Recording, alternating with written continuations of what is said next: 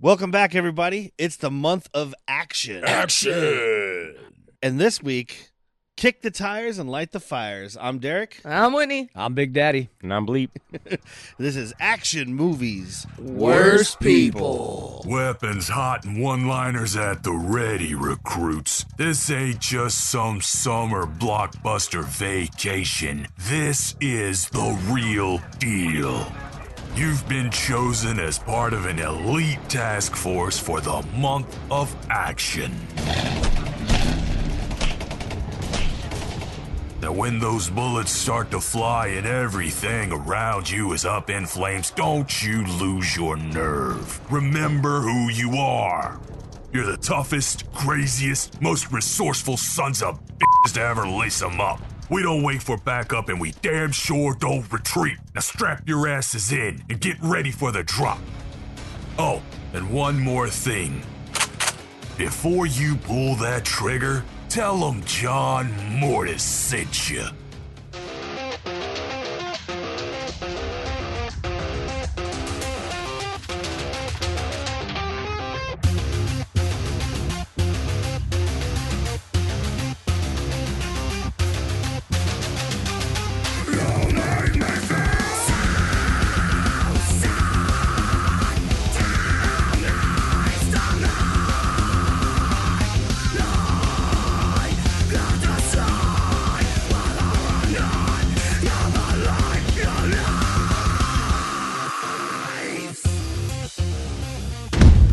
So we're talking about Independence Day. We are talking The about original Independence one, Day. not the sequel. I don't know about the original one. I looked up Independence Day on Letterboxd, and there's like 19 Independence Days. I'm talking about I think they're different movies, 1995's though. Will Smith, Bill Pullman. Now, hold on. Roland Emmerich? Yes. Yeah. I got it right. He's not High married five. to Gina Davis. No, that's the other one, whose name I can't recall now. Ray McMally's. The one I watched had Thomas Jefferson in it. I think I watched the wrong one. Oh, you watched the prequel. Were you just watching Hamilton? Yeah. You bring up Hamilton so often, I'm concerned about you. It's a wonderful play. I'm sure it's not. I like things that are historically accurate, like Independence Day. We're working on it. National treasure, man. All right, so this movie came out in 1996. It's 4 years long. It doesn't feel 4 years long. No. When I saw the runtime, though, I was like, good God. You told me the runtime was 2.5 hours, and I was like, I've seen this movie. It's not 2.5 hours, Same. That's what I thought when I read that. but it breezes by. I was like, that must be the director's cut. No, that's 2 hours and 48 Yeah, we minutes. watched the We first watched the 30 director's minutes. cut. Yeah. It's like there's almost nothing extra except for a couple scenes of implied losing virginities together, some kid smashing his medicine, which always ends well. yeah. The virginity thing was in the theatrical also because we saw Well, that. there was a think second it's one. The Long second period. one, yeah, Oh. it's the The- curly yeah, hair the dude. He curly looks haired like he's guy. from now, starting a hip hop group. He's got that stupid Edgar haircut. In '96, though. And A there's something blonde extra Edgar, with damn. Randy Quaid, right? After his kamikaze mission, or having to do with his kamikaze mission. No, not after. The thing I read said there was something extended about that. I don't know. Yeah, he shoved somebody up against a wall at some point. I don't know. Oh, Right. the It's like you're gonna let him all Secretary in. of Defense or no? No, okay. It's like one of the guards. I thought it was We'll going to get be to like. it when we get to Area 51 because that's right about when it is. Okay. I thought it was going to be like a he survived, and I was like, Oh. that's impossible. Yeah, I saw that movie. But yes, this is directed by Roland Emmerich, who we've talked about. This will be thrice because we had Godzilla '98 and Universal Soldier. Oh yeah. That's what this movie was missing. Morales Jr. or Rosales Jr. I didn't look it up. Maybe he's in there somewhere. Could be. he's I didn't spot him. He's the Hispanic Charles Bronson cheering for the president at the end. I saw a weird ass Jeff Ross lookalike. Oh yeah. Yeah, He on got top killed. of the building. Yeah, he got aliened. Oh man, that's a bummer.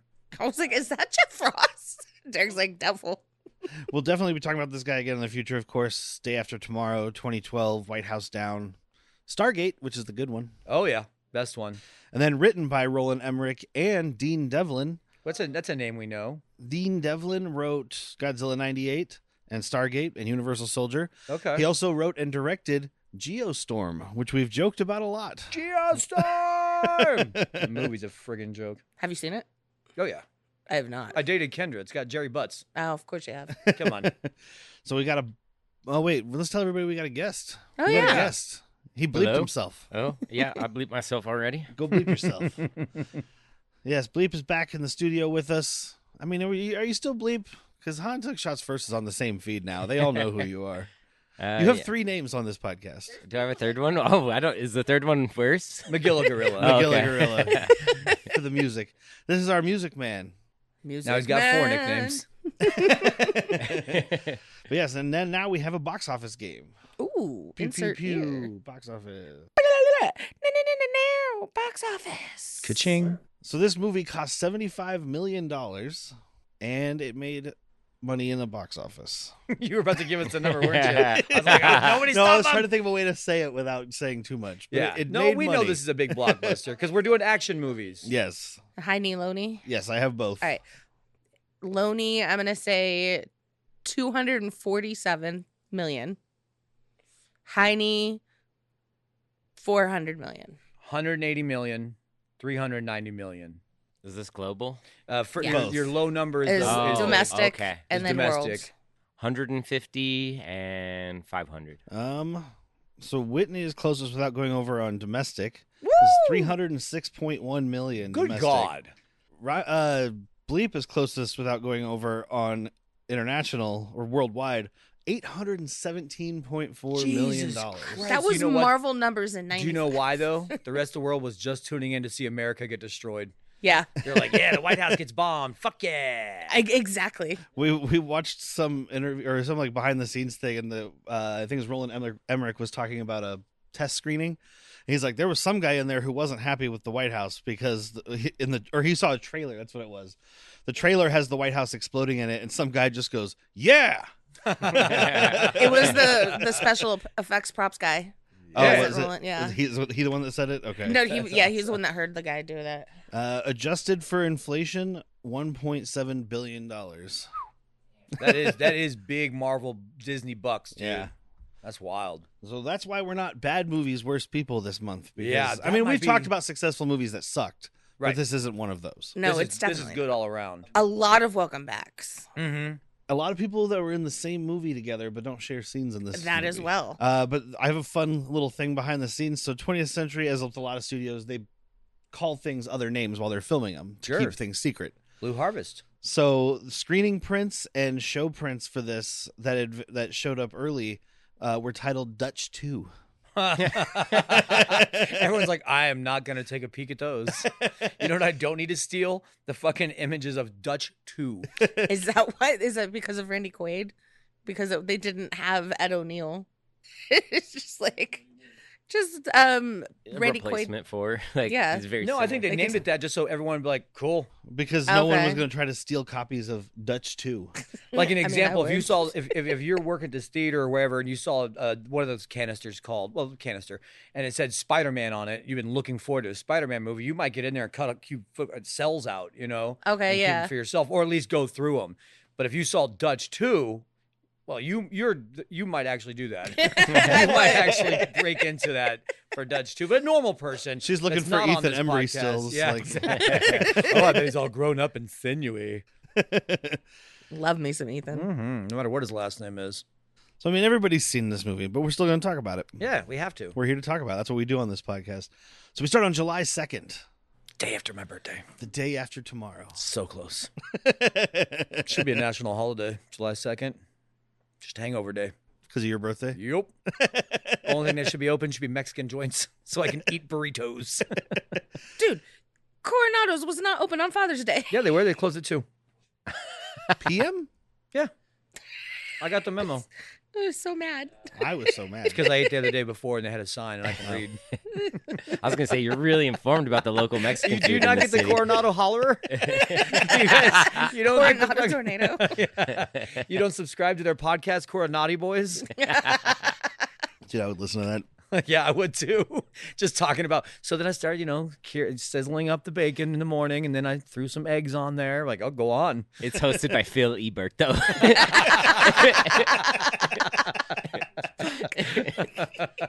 He also does burrito reviews with his friend Siskel and Eberto.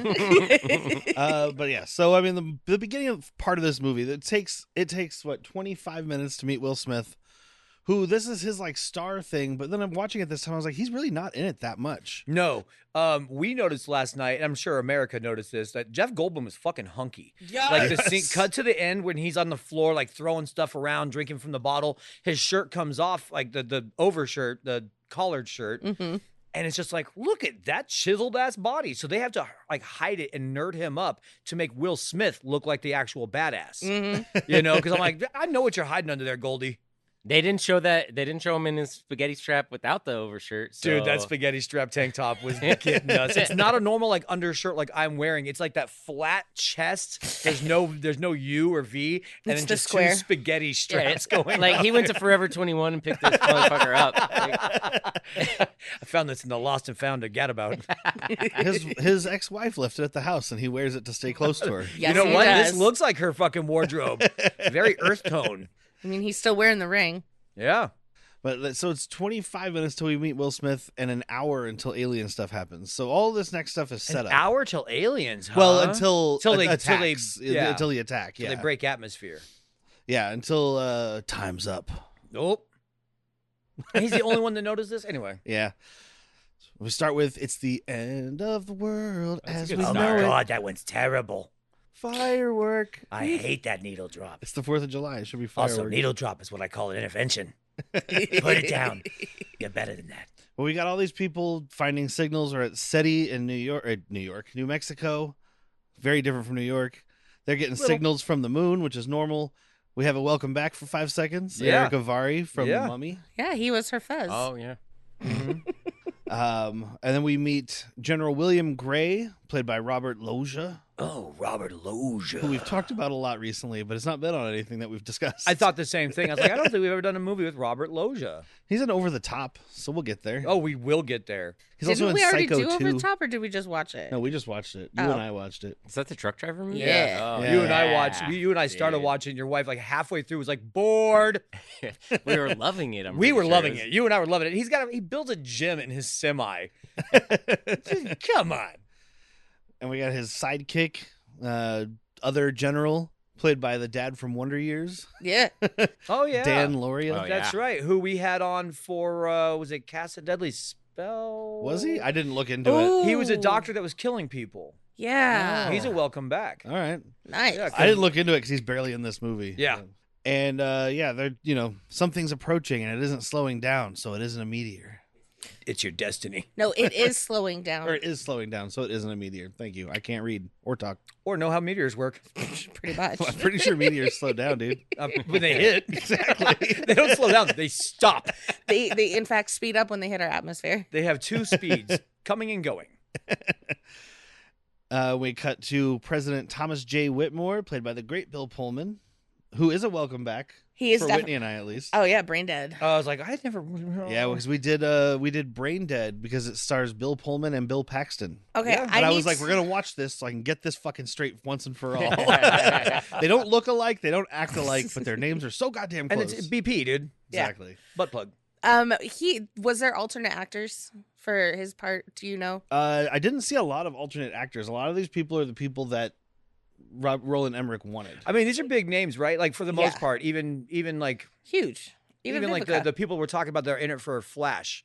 You know, like I think Yeah. people wanted to be attached to this. Yeah. I wasn't disappointed with Pullman, but I kept getting like his sarcastic Spaceballs Oh, I just persona. kept thinking he was fucking George Bush. I just think he's amazing.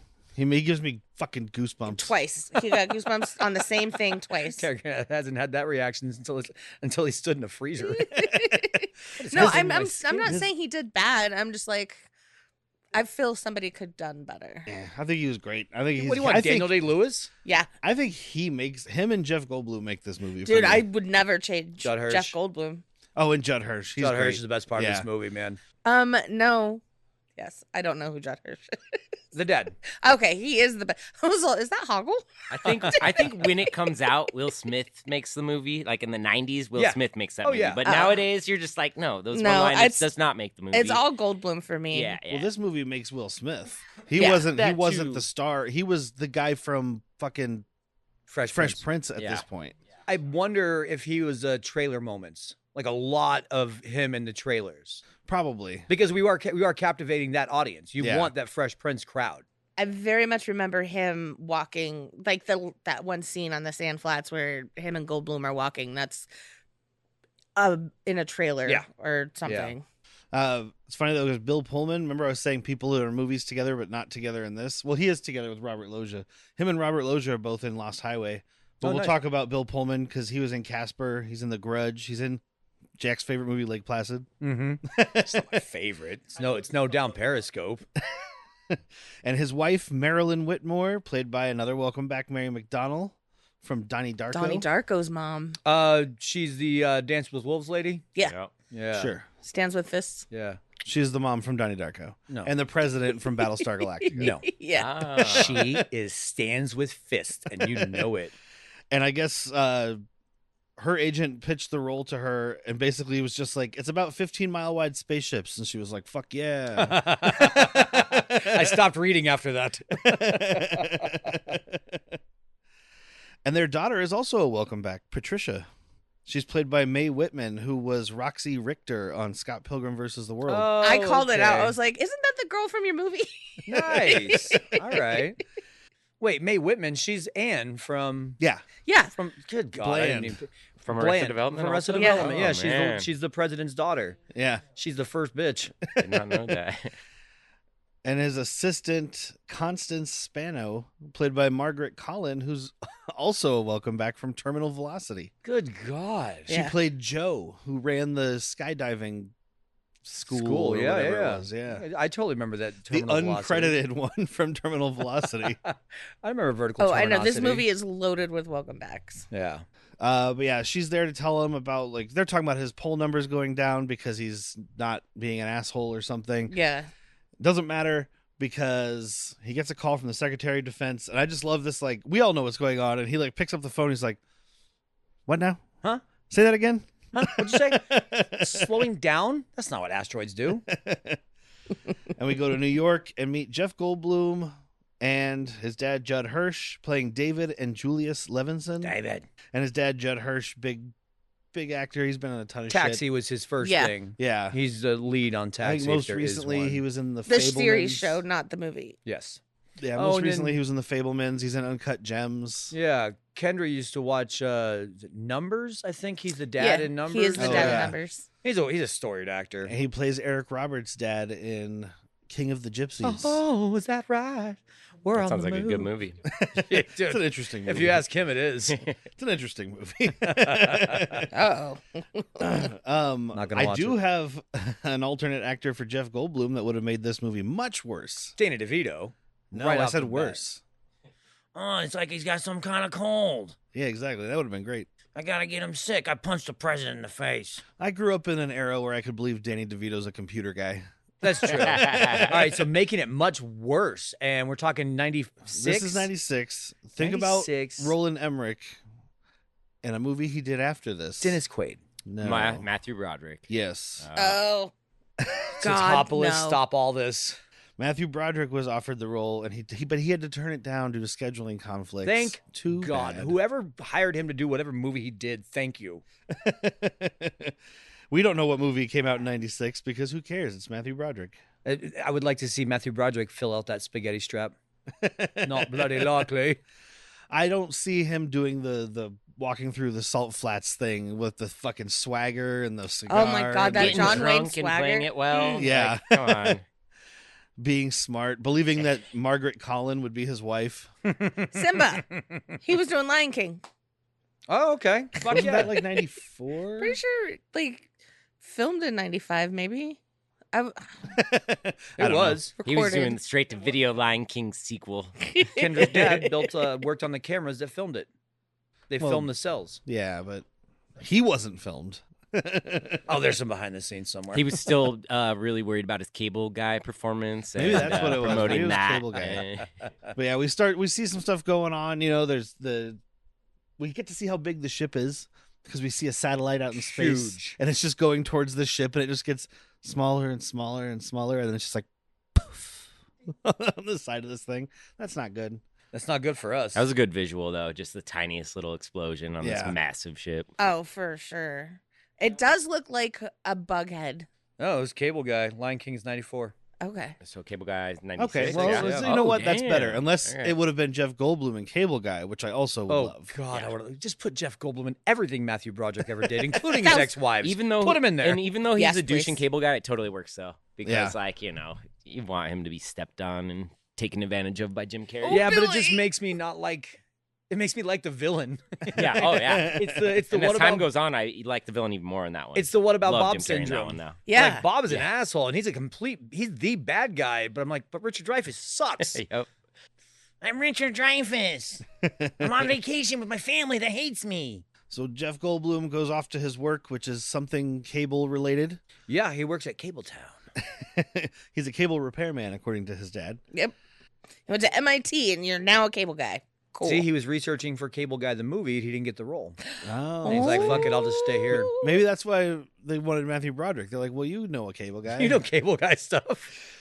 So we meet his friend or boss, Marty Gilbert, played by Harvey Firestein. Oh my God, Harvey Firestein. I was so excited to see him on screen again. I remember a lot more of Harvey Firestein in this movie, and it's probably just because he's such a big personality. Because Yeah. I haven't seen this in probably like, we might have watched it before the new one came out because we saw the new one. Whitney doesn't remember it existing. Oh, okay, so quick break then. Let's talk of our history with this movie. We can start with our guest. Like, is this a movie that was on all the time in your life? This was, I mean, we definitely went and saw this in the theater, so Okay. it was big enough to go see in the theater. And then I'd say, yeah, definitely one that anytime it was on cable, my parents were putting it on, watching it. Anytime it's on, my wife watches it for sure. Yep. So, but I've probably only seen it 4 or 5 times, but definitely watched a lot by my fam. Whitney? It was always on whenever I was at a boyfriend's house. Okay. Didn't really watch it though. Oh, she's seen it 69 times. Whore. I know. I mean, I watched. It was really, really good, and I remember really loving it back then. But Yeah. But Harvey Firestein got you all fired yeah, up. it was all. boy. It was all Talk Harvey. dirty to me. Call me daddy. Yeah, Oh, Yeah, no. It wasn't Vivica A. Fox or Will it Smith. was 1,000%. or- Vivica. Dude, he was talking about how he had a crush on the Doubtfire daughter. Oh, yeah. The one that's Randy Quaid's daughter. Yeah, Yeah. I was like, Vivica for me. Yeah, Vivica's weird-ass friend. I was a freshman in high school, guys. Like, you Mhm. guys were still in middle school and elementary school. Yeah, I was 10. I was a freshman. I just finished elementary school. I was going into middle school. Yeah, Thank that you. means I was probably, 8th grade? I was masturbating to Vivica's Fox. Yeah.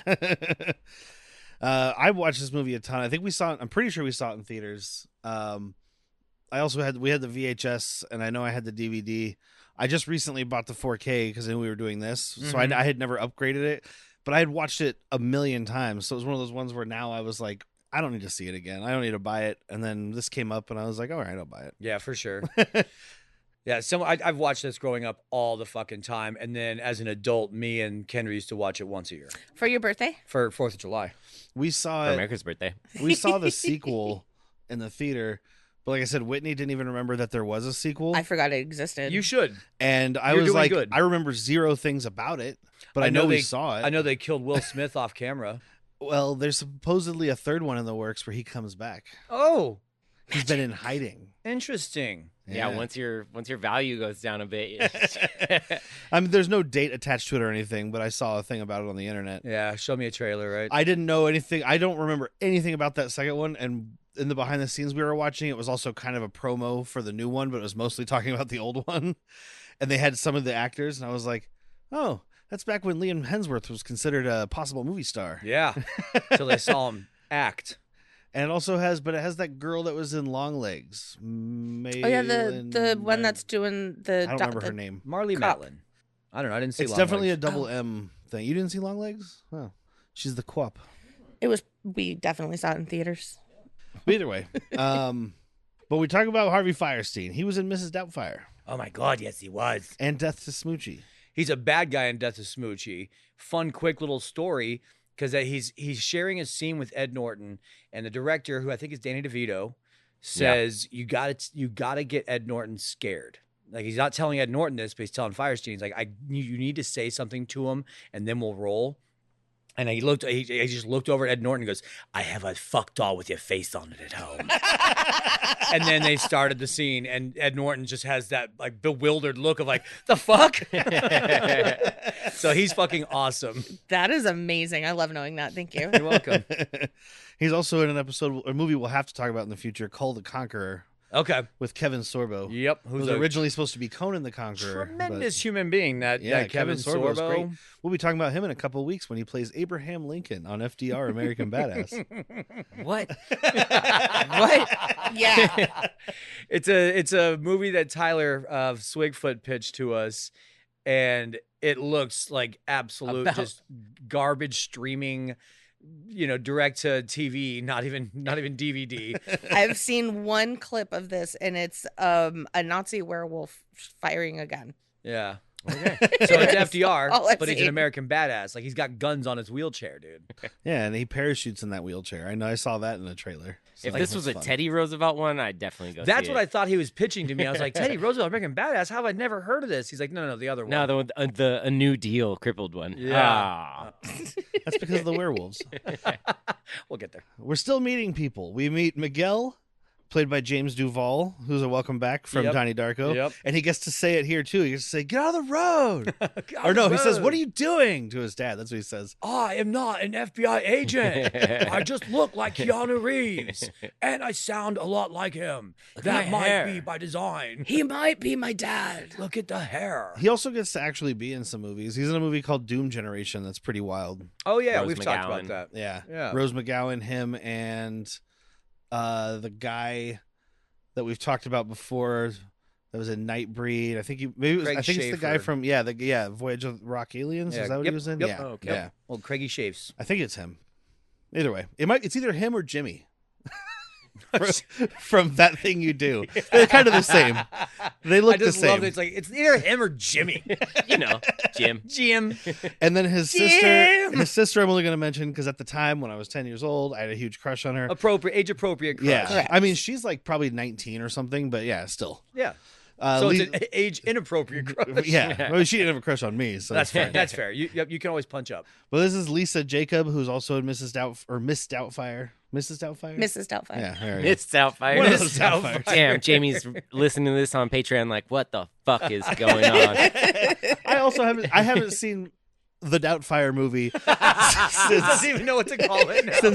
since before the last time I saw Independence Day. Let me put I that love Mrs. Bleep will do like Jack has told us stories about how she's like, I have an idea of a movie to watch, and she like So we pitches actually it. all started doing it to each other, but she would do a synopsis of Mrs. Doubtfire in a weird way of like hear me out. He's a failed voice actor and he starts having a second personality, moves into his ex-wife's home to watch his kids sleep and feed them food. And we're like, whoa, this is weird. And what is this? Mrs. Doubtfire. A woman being stalked by her ex-husband. She even like at one point told it from Pierce Brosnan's point of view. A single man moving in on a woman with 3 kids, but he doesn't know about her dark past.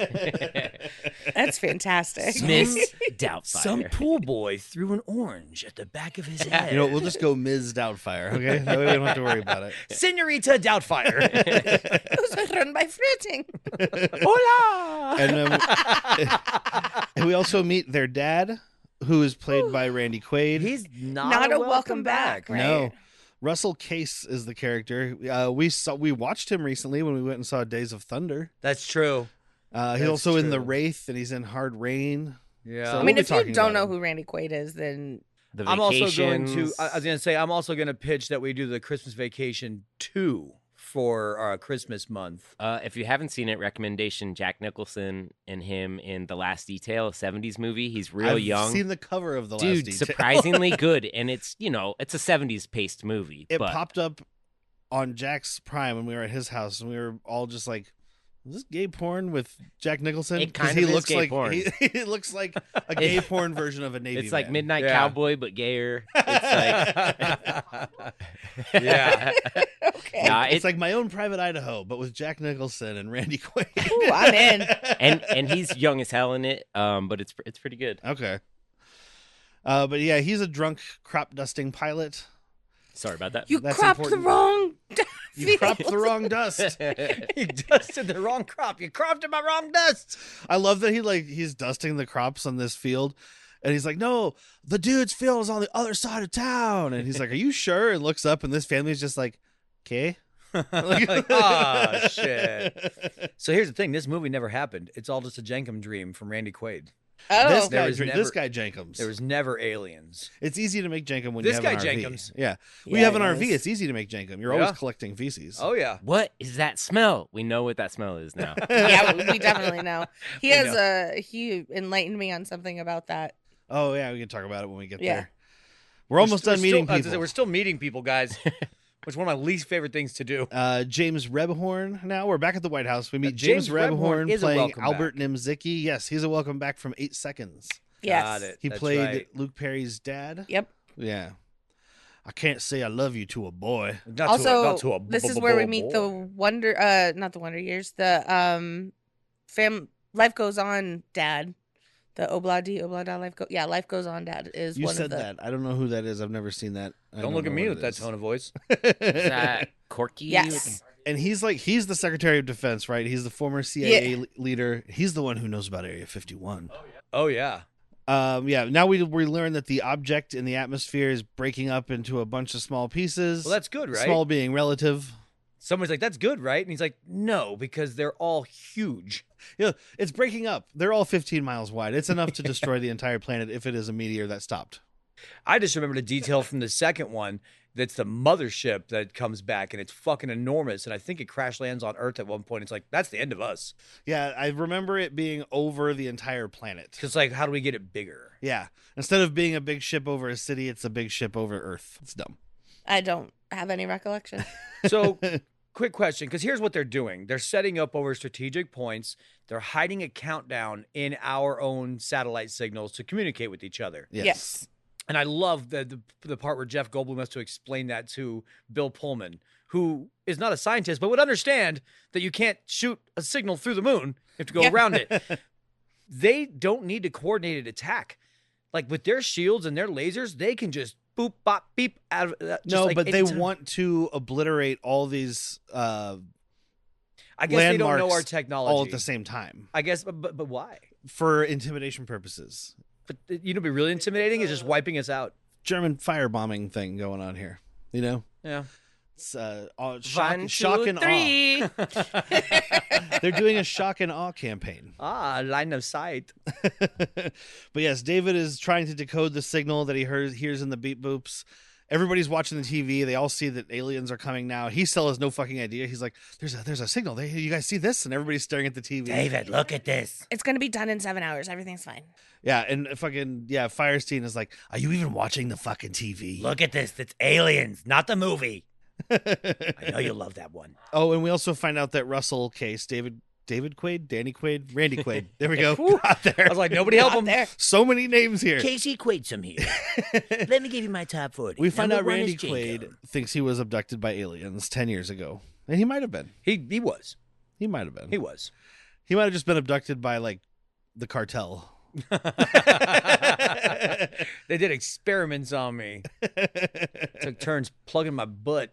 And then we finally meet Captain Some Steve reason Miller. they shot out bags of heroin.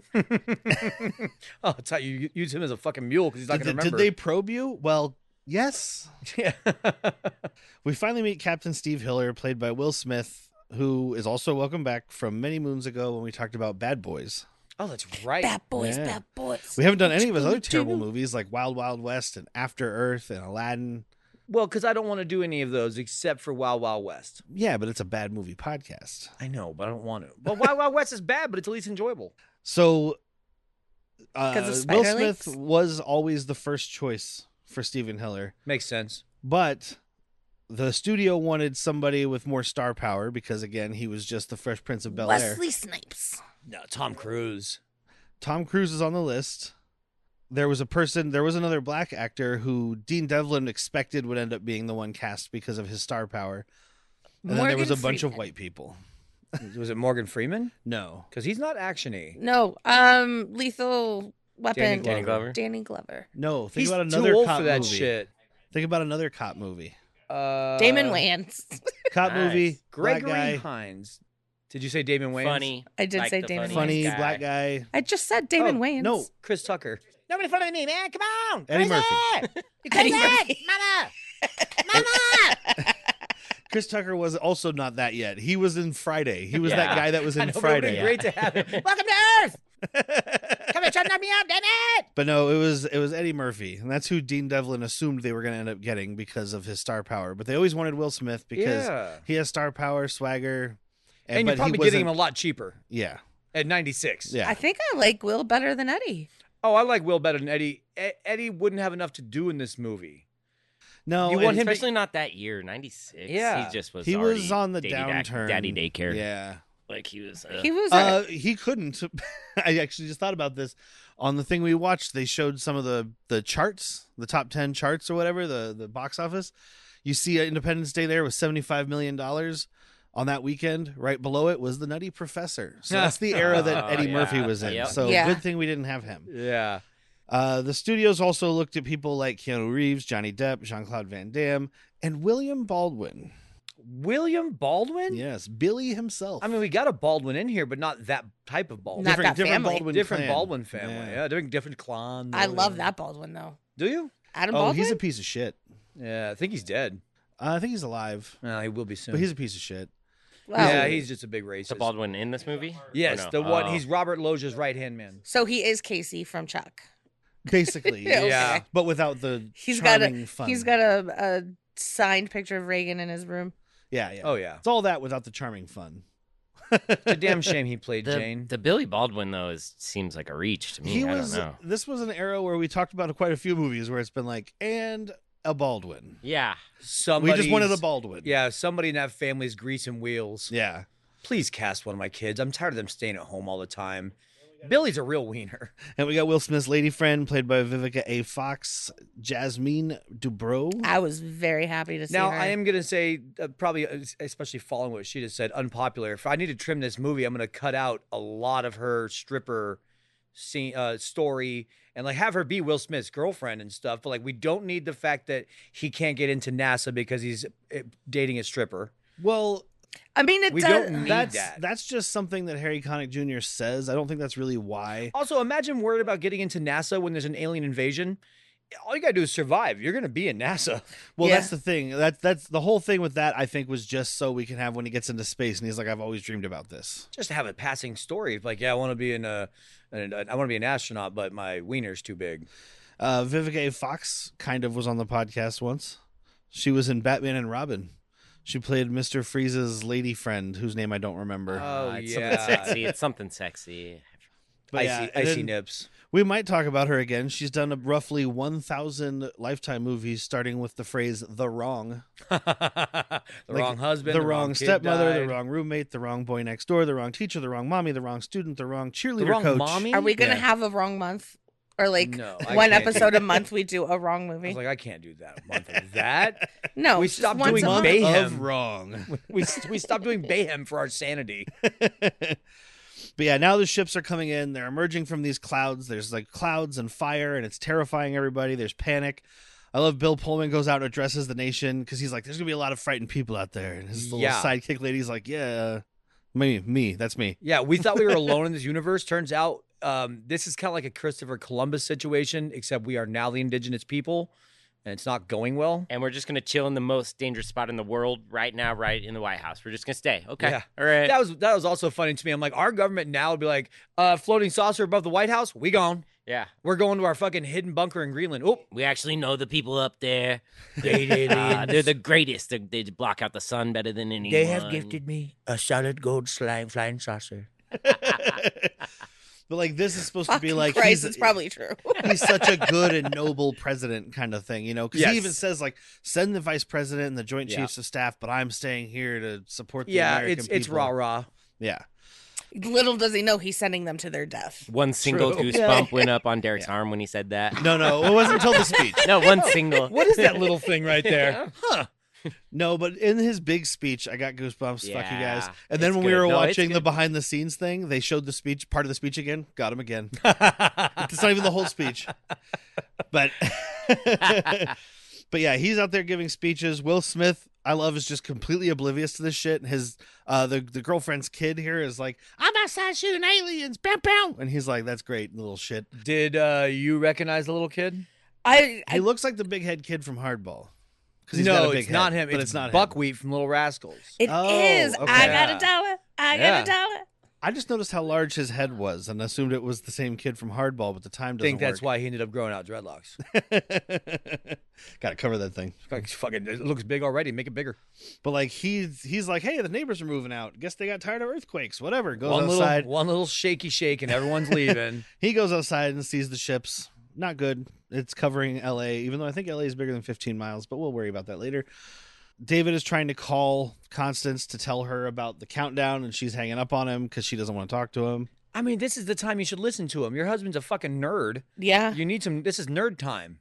But he just keeps stuttering and not finishing any of his sentences. Here's the thing. I need to talk to you. It's quite urgent, actually. But yeah, so Whitmore gives the speech, and he's like, now, everybody, if you need to leave the cities, I understand. Let's just do it in an orderly fashion. Everyone, grab what you can and get the fuck out. Everyone panic, push down women and children. Cut to the purge.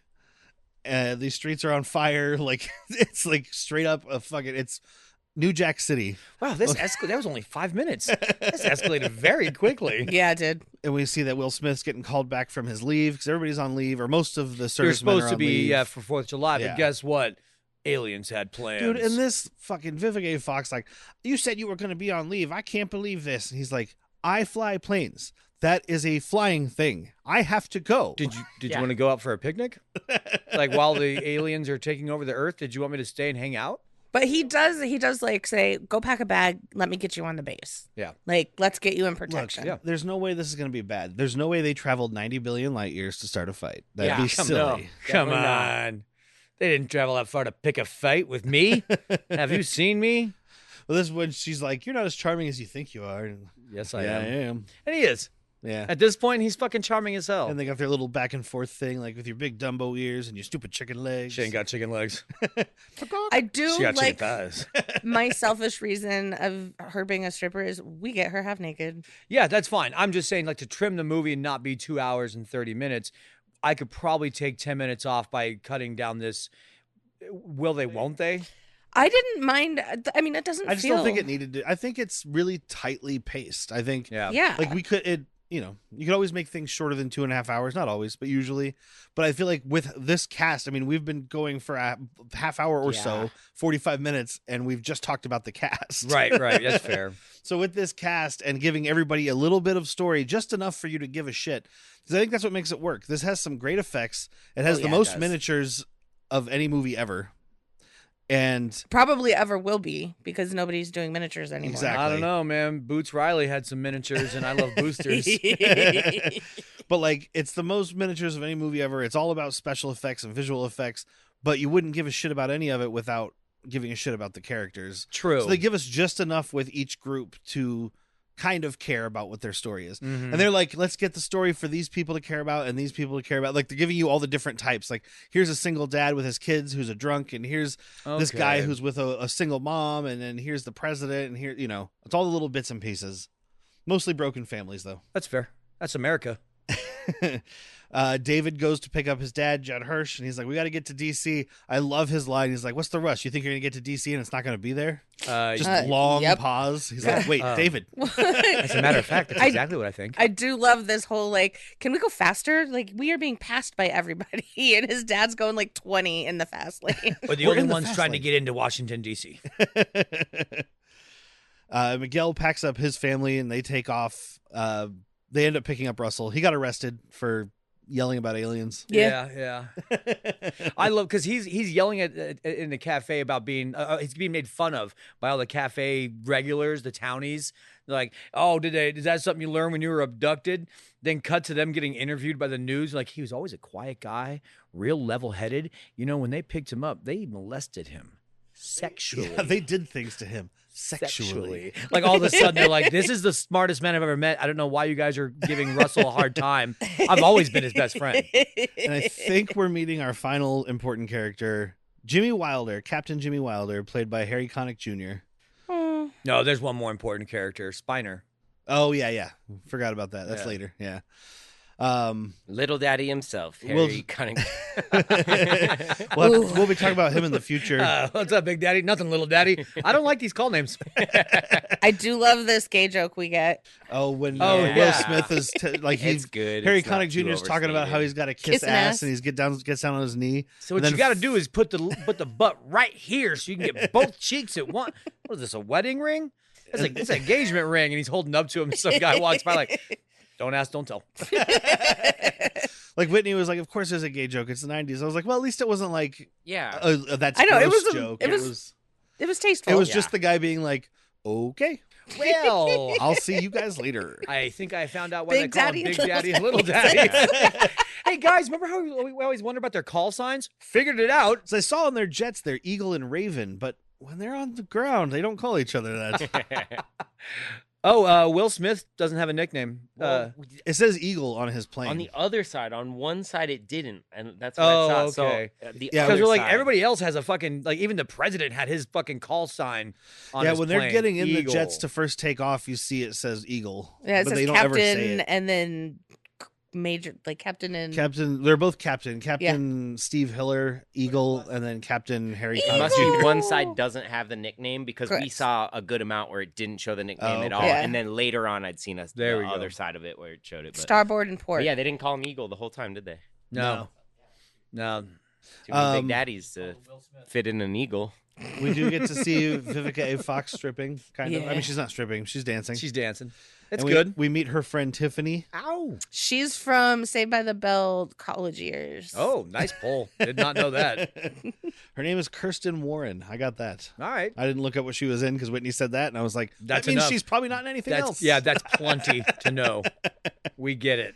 Slater had a thing for her. and didn't. she's planning on going to this welcome party for the aliens, which is definitely a good idea. Yeah, get let's as close to the I alien was gonna ship say, well, as I guess possible. getting if you're going to be evaporated, I'd like to be close. I mean, they Yeah, I are the was thinking lucky the same ones in thing. the city. Like Mhm. the lucky ones are the ones who got out of the city. The luckier ones are the ones who were right on top of that building. Oh yeah.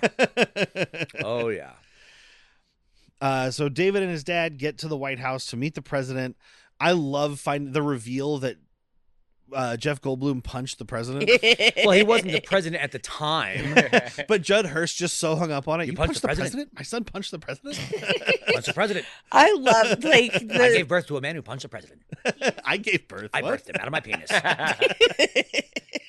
he's like the best comedic relief for this movie. Like in this high tension, it's just like He also brings a We'll get lot our of own heart phone. too, though. That's what's Yeah. great about Yeah. it. Like he is, like, this is a great scene to show it. He was like, you punched the president. Yeah. He's so hung up on it. Yeah. He's just like, as he gets in any plane or helicopter, he's just looking at everything and bedazzled by it, and like Oh, just happy to coming- be in the White House. And just Yeah, like, coming up when in the White House, he like touches the chair and he's like, "Oh, that's nice. I like this chair." Get some of those free pens that's going on right Yeah, here. that really? But yeah, the government is sending out this helicopter with light flashes on it. It has a welcome wagon thing. And David is trying to explain the countdown to the president. All this is going on at the same time. I think this helicopter light flashy thing is aggressive. If I'm like, I would think you are challenging me. Like, go fucking I think die. so too. I mean, how would you not know that? Like, or how would you Are there know missiles that it in every one of wouldn't, those you know? single dots of light? Like, what do you know? No, I think they just didn't want to go with the Close Encounters sound thing. So they were like, what else could we use to try to communicate? That's a universal thing. Okay, we got light. Let's send one of our comics out there. Send out Rob Schneider. No, don't send Rob Schneider. They're definitely gonna blow us up. Have you heard of Joe Rogan? Oh man, aliens are attacking. That's crazy. Have they ever tried DMT? I met one of you guys once. When I took some DMT, I saw you. I traveled dimensions, shook your hand. But like he explains the countdown thing, and Pullman believes him, and he's like, "Get the fucking helicopters out of there!" But it's too late. Those guys are all fucking obliterated. So now we're going to evacuate the White House. I just love that he was like, "Everybody, be calm. You can leave the cities if you want." And then it's just like, "Get the fuck out! Get the fuck right out now! You have 27 minutes to evacuate New York City." Good Sorry luck. about what I said earlier. We should Reverse not that. be calm. We should not be calm. Leave better than your neighbors. I love. Don't use the highways. Vivica A. Fox is like, "Thanks for telling me now." Like, Yeah. well, don't use the fucking highways. You live in Los Angeles. The highways are crowded at the best of times. Yeah. Yeah. At best, it's going to take you an hour to get home. Fucking. I guess I don't know how else you get out of there. Romp through the desert. Yeah. Yep. But she ends up being the smart one. Yeah. She saves the dog. Yeah. That was Jimmy was struggling with that. I teared up. Yeah. I was like, Boomer! Okay, Oh, Boomer. The music. You just, what I mean about the music? Oh though? yeah, who does the music? Because he has Bleep has a theory. That David Arnold all right, is the guy's name. because he was getting heavy John Williams vibes. Yeah. Well, we thought maybe even Zimmer, but it No. was John Williamsy. Like We the decided not to. pacing of it. Wait till you And- hear the fucking things he has done. We decided not to look it up because we knew we're like, well, Derek's gonna have the answer. So He didn't write it down though because he's a piece of shit. what a piece of shit. I want to say he David did. Arnold. So he's done a bunch of James Bond movies, but he did the music 98. for he did the. Looks like he did most of the Pierce Brosnan and Daniel Craig James Bond movies, but he also did the music for Hot Fuzz. Oh, nice. Too Fast, Too Furious. Pretty sure you said Godzilla 98. Yeah, he did Yeah, Godzilla that makes- '98, Stargate. He's done So a bunch he's always of he's always Roland's sound guy Yeah, he's done a bunch of Stargate's music another for banging him. ass score. He did the music on Wing Commander. Ooh, I don't know if the music's good or not. Probably not. probably better than the movie. But yeah, I mean, so and he did Grindhouse. I'm assuming that means he did both of the movies. I don't know. And Confess Fletch. That's the one with John Hamm. John Hamm. Got it. That's the Jurassic Park guy, right? No, that's Oh. John Hammond. Oh. That's a Mad fictional Men. character. Mad Men, yeah. And he did the music for Good Omens. But Oh, you like that show? Yeah, I do like that show.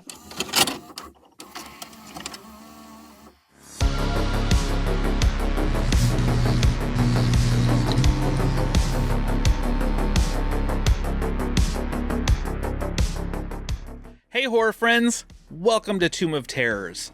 I'm Old Man Brad, your guide into darkness. Here, every episode is a journey into horror. I'm digging up the latest releases, having conversations with the filmmakers who bring these nightmares to life, or sometimes dragging in my friends to explore cult classics, like Bruno Mattei's Cruel Jaws. There's something spine-tingling around every corner. So whether you love a bloody Italian slasher, a chilling ghost story, or those hidden treasures scattered throughout Tubi, this tomb has something for every horror fan. Just dim the lights, cozy up in a blanket, and step inside. If you dare.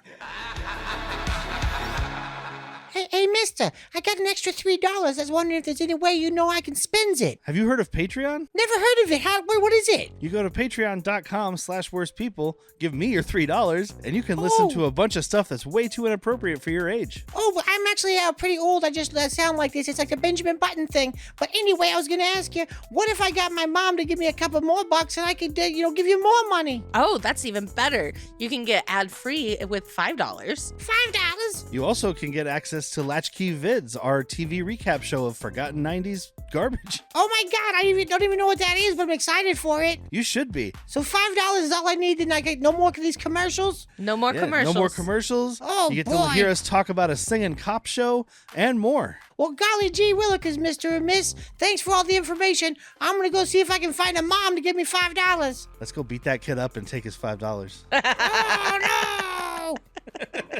There's the rooftop party going on. The first lady, Mary McDonnell, is trying to get out of town. All this stuff's going on. The ship starts to open up, and everybody's like, this seems like a cool thing. This doesn't look like a laser bay. It looks like a cervix, guys. They're opening up to invite us in. I mean, that's kind of what a cervix does. And yeah, it's still this movie. This is where it's time to talk about it. This movie does still hold the record for the most miniatures in one film. There's over 3,000 visual effects shots. And obviously people doing digital stuff means there probably won't be as many miniatures. We got to see some of it in the behind the scenes, like this part here when the ships, everybody knows, they shoot down and they blow shit up. Yeah. When they do the part with the fire going through the streets, they built, streets of blocks of miniature New York or whatever, but then they tilted it vertically, kind of like at an angle vertically, and then they just caused an explosion at the bottom. Oh, that's so that way the legit. fire just does what it does naturally and goes up, Yeah. but they filmed it sideways, so then it looks like it's... I like that. It was That's really cool to cool. see. Everything was done pretty well in that. Yeah. It's sense. done phenomenally. Like maybe when you had a green screen thing in front of it, it wasn't as strong, but all of those explosions. Yeah, like when you looked pretty damn composite good. in like Boomer jumping into Yeah, the little That's the room. one that was in my That's the head one. right now. But some of the cars flying around, like when you have because they're throwing real cars, but then the fire is all from that miniature explosion, so some of that stuff doesn't composite as well. But They're we're throwing also people too, by the way. we're also watching Love it on that. 4K. Yeah. So that's Yeah. going to show those things a little those bit better. flaws just Yeah. a little bit. The I love White it House for that its they flaws. built is a 14-foot model, so it's pretty fucking big. It's a Maxiture. And they blew the... Oh, wait, what do they call them? Lord of the Rings has a term, bigatures. Bigatures. Because like they did the big Helm's Deep, not Helm's Deep. What's the other one? The big, the one where Sauron's. No. It's Gondor. It's Gondor. Yeah, Like in the third I can't one, think of the name of the fort. the but White yeah. Castle. But Yeah. either way, that is a bigature because they built that. Because you can't build an actual castle, so it's a miniature, but it's fucking huge. They have those for some of my board games too. Really? There's a miniature of not a game I've actually played. Something called it's Call of Cthulhu or something. There's a Cthulhu miniature that's probably about a foot wide at the base and probably about 2 feet tall. Oh shit! But then your regular play miniatures are like normal miniature character size. So that gives you some idea of the scale of what you're fighting now. Yeah, in your little that's game. cool. I'm like, that's a cool thing to not have because I don't have shelf space. I don't have room for that. Oh, did you paint that yet? Oh, I'm still painting it. 5 years. And you're just gonna get better physics with that big of an explosion. You know what I mean? Correct. Versus this Exactly. little That's tiny part of why ass- they did it, because when you do miniature explosions, it's the fire goes up and disappears very quickly. They always film it slow motion so it looks more like a real fire. But you have that bigger thing, you're gonna have bigger chunks flying off. The fire's gonna take a little bit longer. It looks more real, and it does. Like people literally are watching this, going, "They blew up the White House." Yeah, Like you can't do that. Did we not find out about Wait, this? didn't they use that in Austin Powers? I don't know. Dr. Evil plays a video of this, and everyone's like, "Whoa, whoa!" And like they're in the White House. They're like, "Are we dead?" And he's like, "That was just a mock-up of what I could do to you." But yeah, that White House gets blown up. Air Force One just barely gets out of there. Fire on its tail. Vivica A. Fox gets into the little tunnel thingy and hides. Nobody else has the idea to hide. Because they're just panicking, though. Because I Yeah. thought the same thing. I'm like, "Oh, she's just the only one smart enough." Like, no, she's just calm. Everybody else is like, run away from fire. Yeah. Well, she's lucky because when she comes out of this hatch later on, that entire tunnel is obliterated. The only thing that's survived is the one thing that she went into. And Yeah. there's multiple service hatches on this tunnel. Oh, The rest yeah. of those motherfuckers are gone too. Oh, So she yeah. just chose wisely. You chose wisely. So now it's July 3rd. We got Russell Case screaming about how he's been saying this for 10 goddamn years. His kids are just like, great, Dad. Wonderful." Okay, so there's a scene in the theatrical cut where the youngest boy got that bowl cut looking thing. Yeah, Like, he he gets just- sick. Yeah, he broke his medicine. That's like when Russell was getting arrested or something like that. It's like he comes out and just was like, "I stop arguing," and throws down a glass bottle of what I'm assuming is like insulin or something. We're like, Oh shit. who's that helping? So it It's doesn't. not like asthma. You can't just will diabetes Exactly. away. It doesn't matter at all. Just like growing up, I was like, why is that kid getting sick all of a sudden? Yeah, I just Weird. always assumed he was like, they live in this RV, but it doesn't move. Uh-huh. And so he was car sick from being in the RV that's rocking and Yeah. shit, Rocking and a rolling. I was born in this RV, but we've never driven it anywhere. You adapted to RVs. I was born in them, but we never moved. We just sat here playing Parcheesi. Parcheesi? Sometimes Stratego. I like the little bomb. So Will Smith and Harry Connick Jr. are in a mission briefing. We're going to go attack the fucking ship, right? That's where we get the let's kick the tires and light the fires, Big Daddy. Any questions? Because like Will Smith and Harry Connick Jr. are jaw jacking, and the guy's like, anything to add? And he's like, just anxious to get up there and kick E.T.'s butt. Come on, E.T.'s a nice guy. Come on. That's one of those in the theater and trailer that's gonna bring Uh-huh. people in. Real He's here to whoop kick E.T.'s E.T. ass. Yeah. Yeah. I was like, ooh. So they go up and they're shooting, and of course the ship has force fields. Why wouldn't it? And apparently, I always just assumed, and didn't write it down, but I always just assumed when they're saying the names of the missiles they're shooting, they're like Fox 1, Fox 2. Yeah. I assumed it was like position 1, 2, 3, 4. Yes. Apparently, they are Different munitions. yeah, they're code name or nicknames or whatever for different types of missiles. Okay. Because he does say at one point switch to Sidewinders, and then they do Fox 2, so they all have a designation. Yeah. They're different styles. So they try one type of missile, it doesn't work. Because as a kid, I was like, well, it didn't work. The other missile's not going to work too. It's a different style of missile. Kinetic, ballistic, Yeah, whatever. So I didn't write it all down because some wonderful nerd on IMDb put it all out there, but I was like, that's a lot. And Somebody hasn't played the Top Gun Nintendo game, and it Yeah, shows. that's what I was thinking. The Sidewinder, Yeah. right? Yeah, Yeah. because I was like, that. I mean, I one know looks familiar. Sidewinder missiles, but I just Yeah. didn't know that Fox 1, Fox 2 were all code Right, names right. for different missiles. Like, I've literally spent my entire life thinking they were. When I was a kid, I thought they were saying Box 1. Those are missiles, not boxes. Well, it's like it's the position, and on their little screen, it's a box, and then That's the true. missile flashes and disappears. I mean, it Box. checks. They're clamps. Clamps. I know, but on the screen, it's a little box. It's fair. C1, you sunk my battleship. Yeah, of course that's not going to work. And then these alien fighters come out, and they have shields too, so everybody's fucked. Will Smith and Harry Connick Jr. have got to break free, Got to break free. and they go out running away from these two ships that follow them. Dude, these aliens just want to eliminate everybody, right? Because Oh, this yeah. alien chases him to another state. Oh, yeah. They're in the Grand Canyon, He's aren't they? like, he's like, I'm used to fucking killing everybody. You survived, and now you're running? Oh, I'm getting him. His alien buddies are calling him back. He's like, no. This guy's not surviving. And I don't know if it was right here or if it's later, but there's one point where they're talking about start going to attack the ship and stuff, and they show Harry Connick Jr. in this light, in this like basking light, and he's just smiling, and he starts fading behind like some clouds and stuff. I was just like, yeah, that's the moment you know he's fucking dead. Yep. Like, oh, he did his reverend speech. It was And foreshadowing. they're Yeah. like, amen. And then they show him, and it's just like slow mo, and he's smiling, looking over. Did you have the subtitles on? Yeah. Because it says give speech in Jesse Jackson Oh, voice. does it? I was like, I just always assumed it was, black preacher. Yeah, no, he did a bunch of different impressions, and that's the one that showed up. Okay. But it's supposed to be Jesse Jackson. I guess maybe I don't know Jesse Jackson well enough. Maybe it's not a good impression. Could be that. When be Jesse that. Jackson was still featured on television, I wasn't paying attention to the news because I was in 5th grade. Harry Connick Jr. is also not known for impressions. He so- might be. I don't know. It's like me doing. He's not known for him. Doesn't mean he can't I do don't know them. what a Harry Connick Jr. is. He's a musician. He's Okay. I know he's in this movie, and he's in the movie Copycat. He's also in Memphis Belle. He was married to Grace from Will and Grace. He was a Doctors Without Borders. Yeah, in your face. In my face, indeed. Don't you, Harry, lick my balls. Was he the killer in Copycat or no? Never saw it. It's been a long time since I've seen I that one. think so, because that's Dermot Mulroney. Dylan Dylan McDermott. Sigourney Weaver, Holly Hunter. Yeah, I haven't seen it in forever. I just know he's in it. And I'm pretty sure, yes, he's the killer. You would know to handle these tits. But yeah, so they run off. Harry Connick Jr. gets shot down because he's trying to pull some crazy fucking I'll get maneuver. shot down. I don't get up again. The alien fucking shot me down. And then Will Smith does a cool little move of like pulling out this parachute. I'm not sure what this parachute's for. That's on the jet. It's to Emergency slow the slowdown? jet. Yeah, to slow the don't- jet yeah. down. Okay. I don't know if this plane would have one, but it does. Yeah, he releases that to blind the alien, and then ejects, so the alien crashes into the wall of the canyon.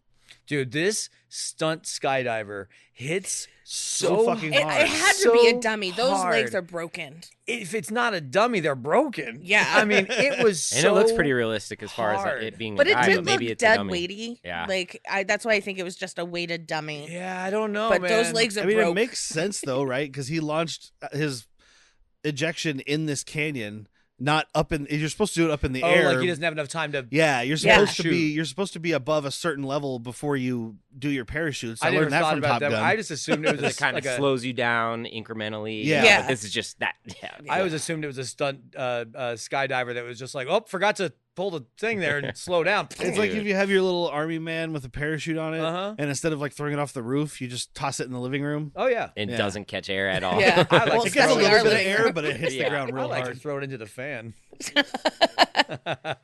I got this one from Drop Zone. Oh, he didn't do too bad. Oh, nope, he's Oh dead. no! Oh, those are some broken legs for might have sure, been man. worse. Maybe Bill. a broken head. Broke his legs, fell into the canyon. It is at this time we say goodbye to the skydiver because he is gone. Yeah, but He is dead. And we get to see the alien. He goes up and opens the ship. He's talking shit all the way to the ship, of course. Some bad motherfucker come up here. Ooh, I'm gonna come to Earth. I'm having a little dust up. Oh, y'all banged up and shit. opens up the ship. And we get a trailer moment. Yeah. Welcome to Earth. Yep. Welcome to Earth. This thing pops out. He punches it in the face. Oh, Yep, and he broken lights hands. up his victory dance. Him and Oh, Harry yeah, Connick Jr. his always cigar. had a cigar that they put in their little flight suit before they flew, and then they smoked it as a welcome back. Yeah, Harry Connick Jr. already smoked his. No, he just Oh, put it in that's his. too early.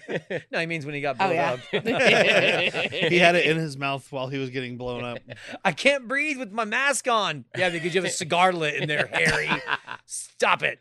But I guess this is a cool like happenstance thing. So the production designer, a guy named Patrick Titopoulos, who did that's Godzilla Yeah. production yeah, designer. he did the visual effects for Godzilla 98, Super Mario, Spawn, Battlefield Earth. But he had two designs. He had the big mech suit design, and these were just for the alien itself. And then he had the little goopy guys. Yeah. And then Roland Emmerich was like, "What if we just put the little goopy guy inside the big guy? It's a cool fucking thing. Because it's Yes, like a it is. biomech suit. It's not a mechanical suit. Yeah. It's like, but it's an outer shell. Like It's it could yeah. self-heal. Yeah, and, It's you know. armor. because they're just as Brent Spiner says later, they're just as fragile as us in almost all ways. It's just their technology. Brent that's the Spiner's shield. data, right? Yes. Okay. But yeah, it's cool that the guy designed two things and they were like, fucking use them both. I don't give a They shit. both look good. Let's use them. Yeah. Plus, we get the tentacles on the big guy, and that's Yeah. pretty cool. It's a cool reveal because like the exosuit, as it were, is fucking intimidating. It's big, and then when we see the inside, you're like, oh, little fella. It reminds me of in Men in Black, the one guy that's in the alien that's inside the Oh, yeah. human, and he's just like, Oh yeah. The galaxy is on Orion's belt. We go back to The Air cat. Force One, and we've got fucking David up there getting airsick, and this is another amazing Judd Hirsch like laugh out loud moment. He's like, "Still getting airsick? I don't get airsick. You could go forward, backward, side to side." and Goldblum is doing it Yeah. with him. Oh, we forgot Harvey Firestein's death because like when he's leaving, he's like, I gotta call my mother and I gotta call my doctor and my lawyer. Forget my lawyer. And then he's on the phone trying to reach his therapist. And, what do you mean he's unavailable? For $300 an hour, go to his fucking house in the Hamptons. And he sees the thing and he just goes, oh, God. He's out of this movie that quick. Yeah, so But quick. he's got gravitas. So James Rebhorn at this point is like, we need to do full nuclear response, and of course, the president's like, over American cities, probably not a great idea.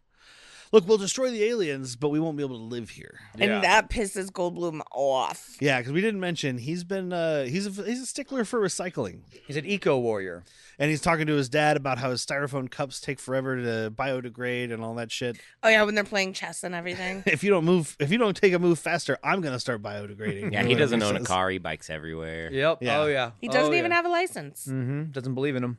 So they're trying to fight about the nuclear response thing. We find out that NORAD is gone. So the vice president, not principal. Same thing. Get in my office.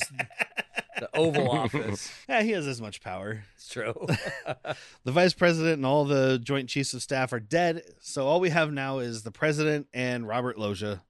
Which, I mean, if you need two people running the country, I think Bill Pullman and Robert Loggia would probably be. Loggia's in this for another star. Yeah. Like the character. He wants Yeah. that. He wants that star on his collar. He already has 4. Yeah, he wants to be 5. And we 5 do. stars the highest. I know, but I thought it was almost impossible to be a 5-star. Yeah, It's until generally you right stop an before you alien die. invasion. I was gonna say you fucking stop I think the if alien you invasion. save the world, you get a 5th star. I think That's it's how just you automatic. do it. Finally. Okay. Yeah. I think in the next movie, Will Smith is a 5-star general. He went from Yeah. captain to 5-star general. I think in the next one, Jeff Goldblum's a 5-star general. Yeah. 5-star general They're like, IT all right, guy. we enlisted you. You're promoted. You're actually in charge of me now. So fuck. I retire. Damn it.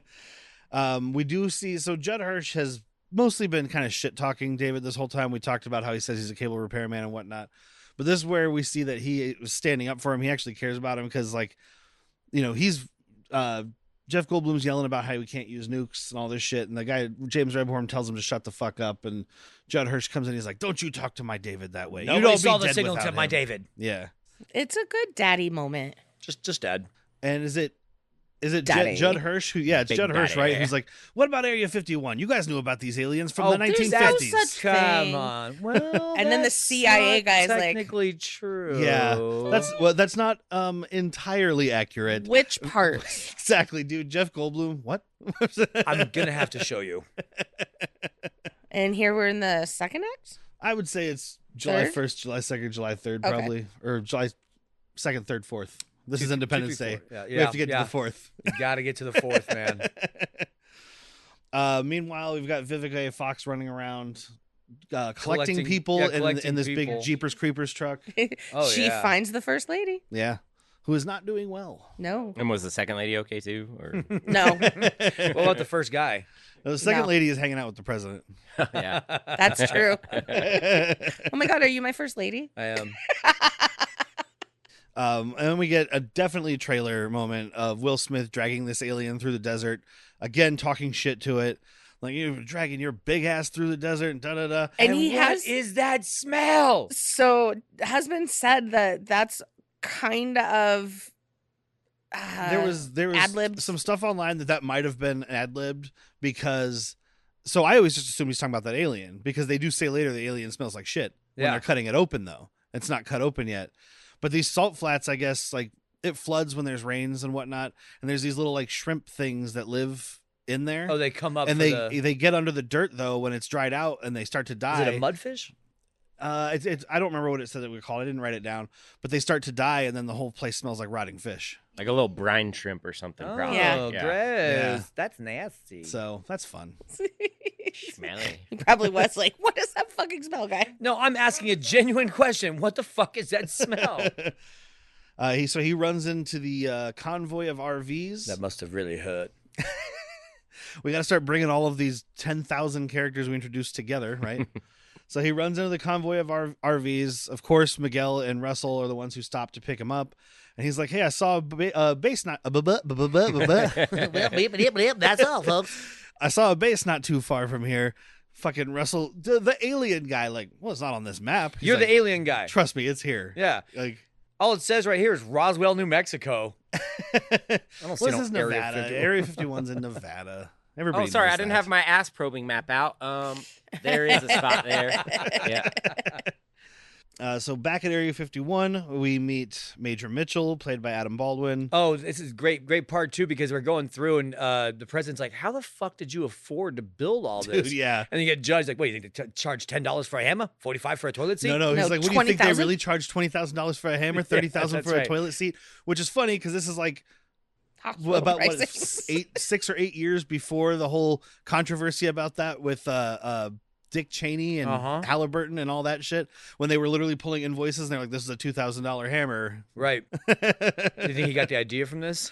Yeah, he saw this movie and he's like, "That's a good Okay, fucking idea." well, that makes sense because I heard that the U.S. government wasn't cooperating. They were going to cooperate. They're going to give them bases to film on and all this shit. And Yeah. the Area 51, I guess, was one where they're like, "Nope, that's number one." We And then can't- Oh, other that's shit like fucking that, they're funny. like, "You're giving away too many secrets here. We're not Yeah. going to cooperate." That's Oh. funny.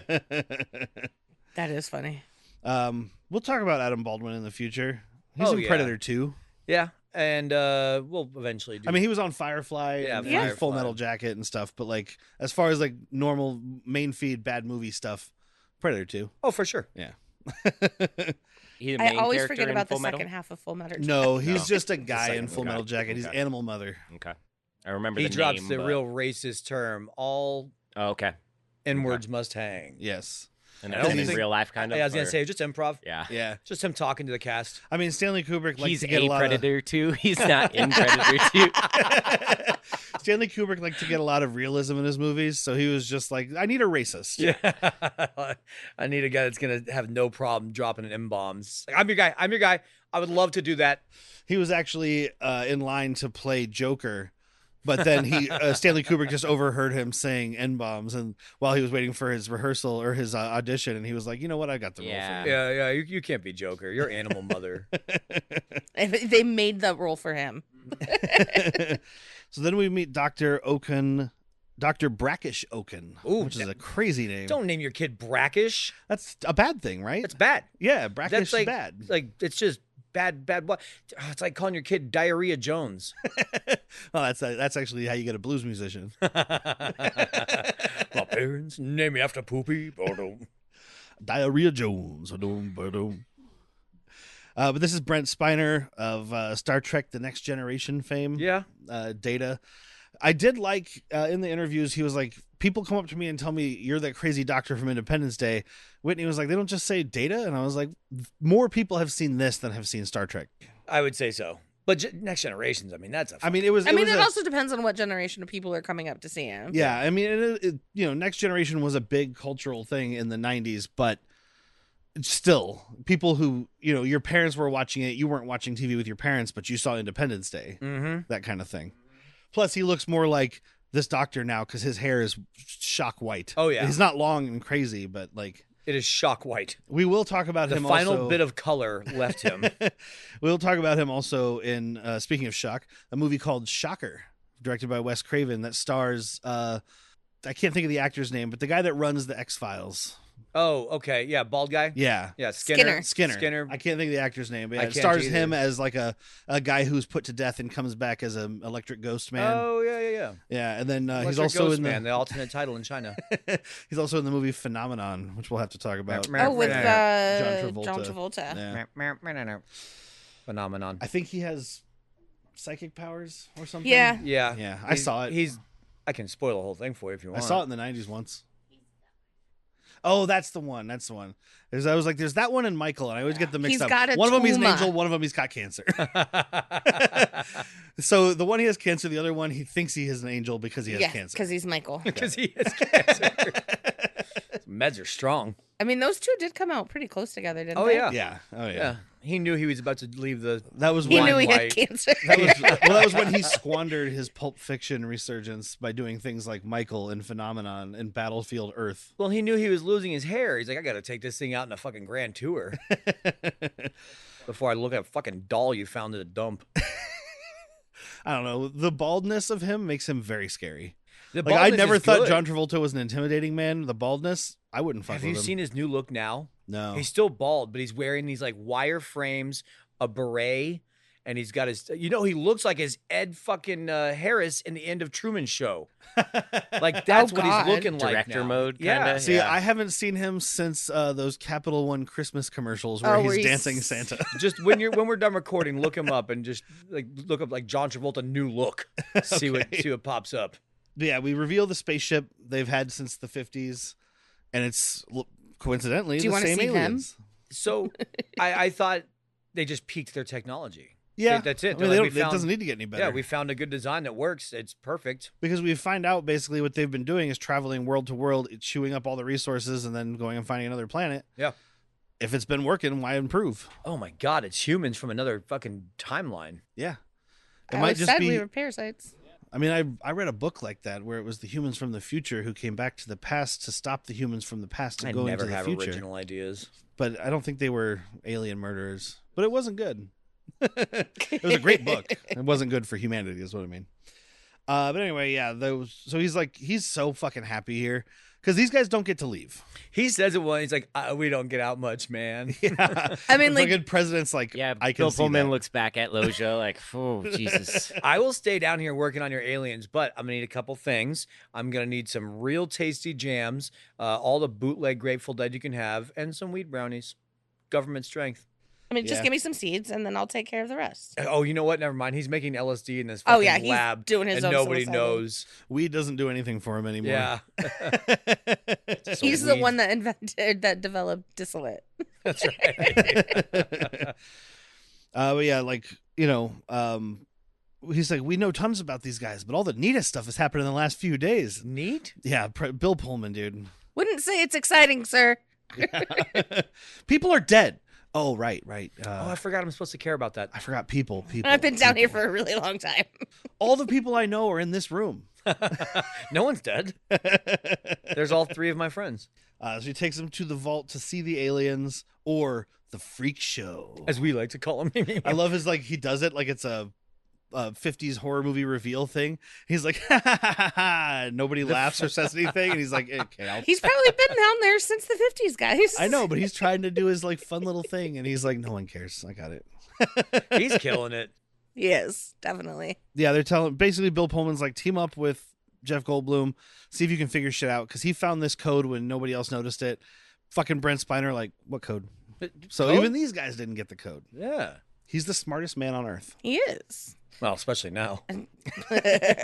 Competition's getting real low. So they have the RV convoy rolls up to Area 51. Dude, I love this guy at the gate. It's like, I can't let you by without clearance. To You Will want clearance? Smith. Am I clearance? Come here. Come look at this thing. Undoes the parachute. He's like, there's my fucking clearance. Get him out there. Go. Because these guys don't see the aliens. These guys are guards. Yeah. So even when they drive away, he's like, you fucking see that thing? Yeah, this is the first time they're like, what do you think we're guarding here? Oh my God, you're right. They've never gone in. They've always just been at post. Yeah, it's military. You get told what to do. You don't get told why. Yeah, you report to that little fucking guard shack, and then you leave. You don't get to go inside. Yeah, have you ever done a tour? No. You might not even get to leave. You have a fucking barracks on the outside part. You don't ever get to go down.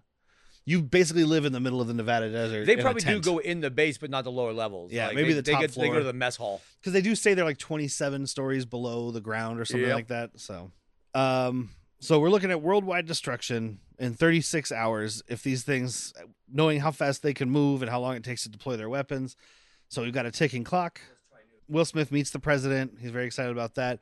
He also finds out that the base that his girlfriend was supposed to go to is gone, not there, obliterated. And to put a button on that, we cut to Vivica A. Fox going to the base, and it is obliterated, 100% gone. There's a gate. There's shells of plane tails. It's the world's strongest gate. Survived all that. Yeah, this chain link fence is still partially up, but just the part on the road. The fence around the base is gone, but the part that stops the road is closed. How do we get in now? Shit. I guess we just turn back around. Fucking Mandalorian shit. Or is it? No, it was Obi-Wan. Yeah. Well, we can't get through this gate. It won't go up. Oh, I was also thinking of what's the massive weight of talent, whatever, when they're on acid. Or on mushrooms, and he's like, I gotta climb over the wall. It's just dude. Yeah, Nick Cage climbing over that wall, and then Pedro Pascal just peeks around the corner. We could have just walked around here. That's what's happening here. Yeah. She's getting to know the first lady. The little kid's playing with a King Ghidorah toy. I told you he'd know the name. I was like, oh, it's that 3-head one from Godzilla. I was like, I think it's Ghidorah. Oh, I know I was getting close, and I was like, Derek will fucking know. I was like, you should know. You're married to me. That's the one thing I've said enough times that you've heard it. It's his favorite. There was some movie we were watching. I think we watched separately. And in the movie we were watching is an old black and white monster movie or something. I was like, I bet Derek knows this stupid shit. And we start recording. He's like, and on the TV, they're watching this, which I have on Blu-ray right behind me. I knew it. Well, the Ghidorah thing, I think, is, I don't know if Roland Emmerich knew he was going to be doing Godzilla. Right. But Ghidorah is also an alien. He comes from outer space, so Oh, that makes sense. You care. I do. He's not a real Titan. Look at me, caring.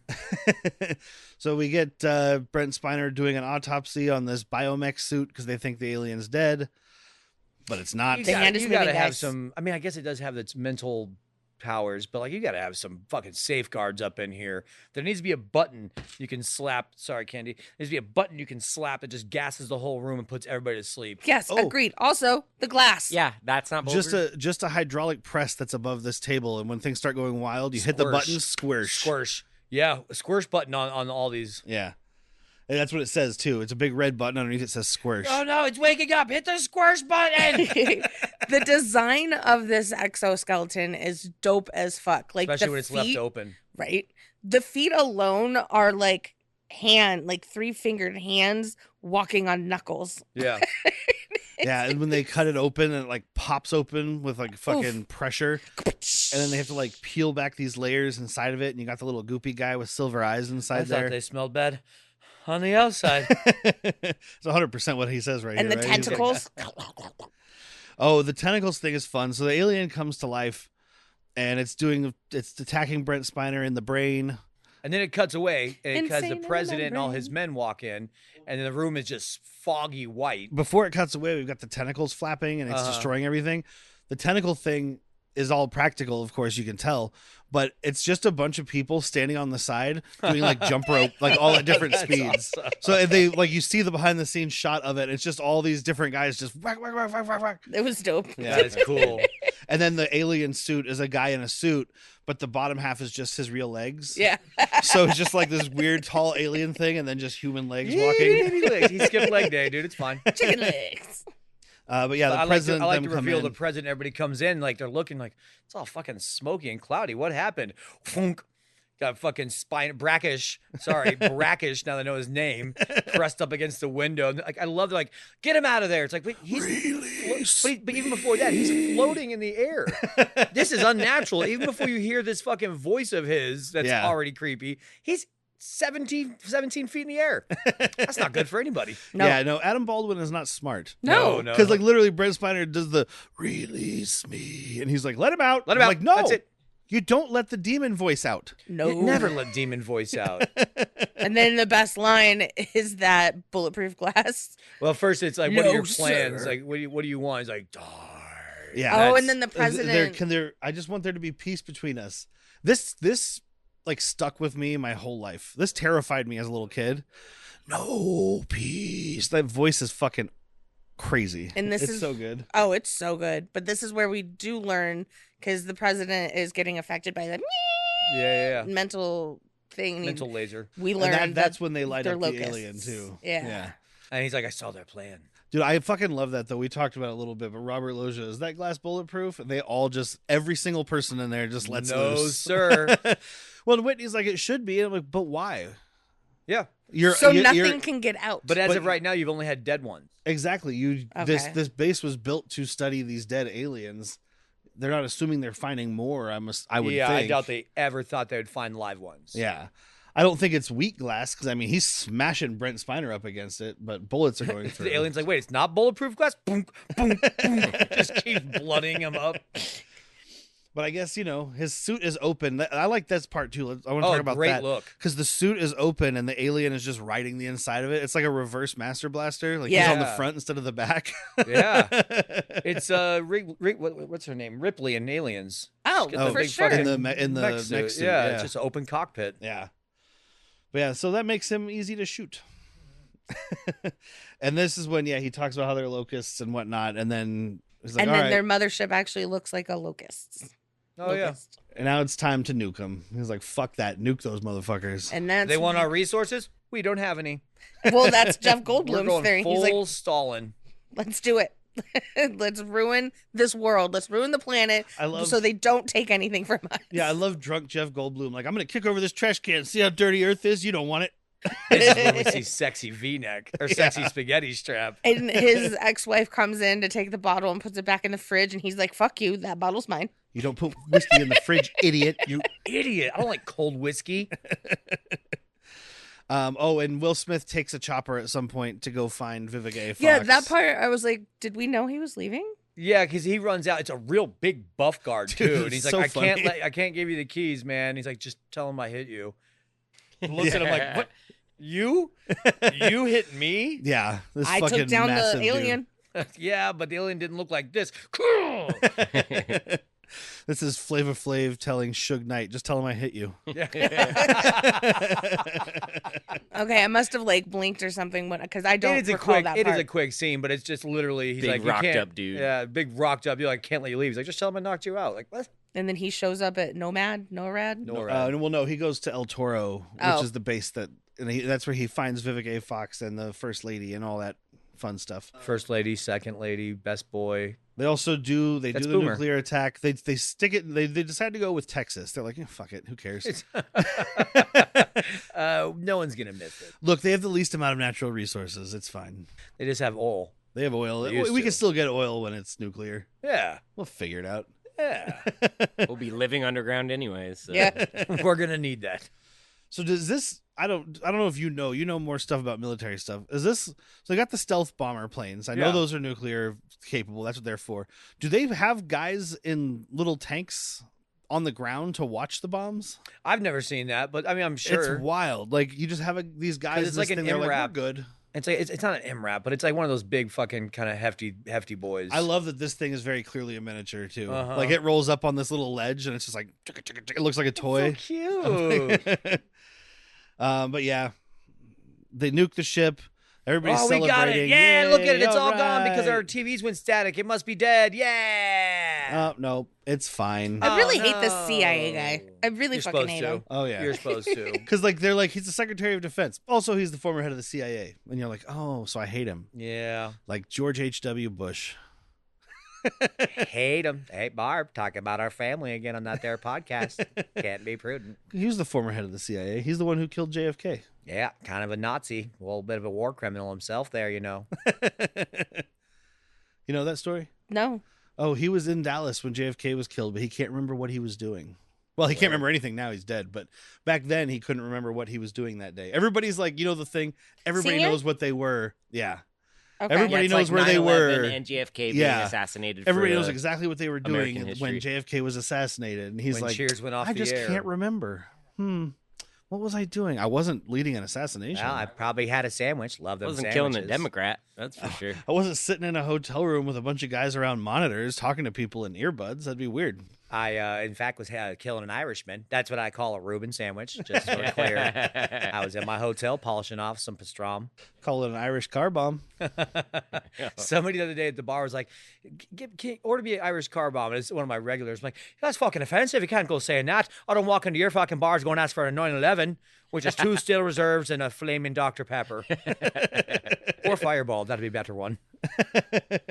Like, just imagine like going to Ireland and asking for a car bomb. Come on, a little. I mean, tact. our previous guest, Threesius, he doesn't, he'll calls pour them him if people order Dublin- that, but he'll give it to him and call it a Dublin drop. Yeah.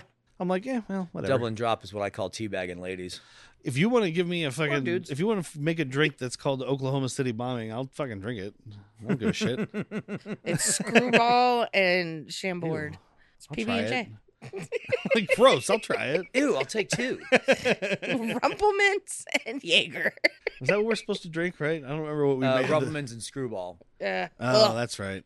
One of Mint these days. peanut butter. One of these days we'll do it. It's like taking a shot of peanut butter after you brush your teeth. Speaking of Joe Rogan.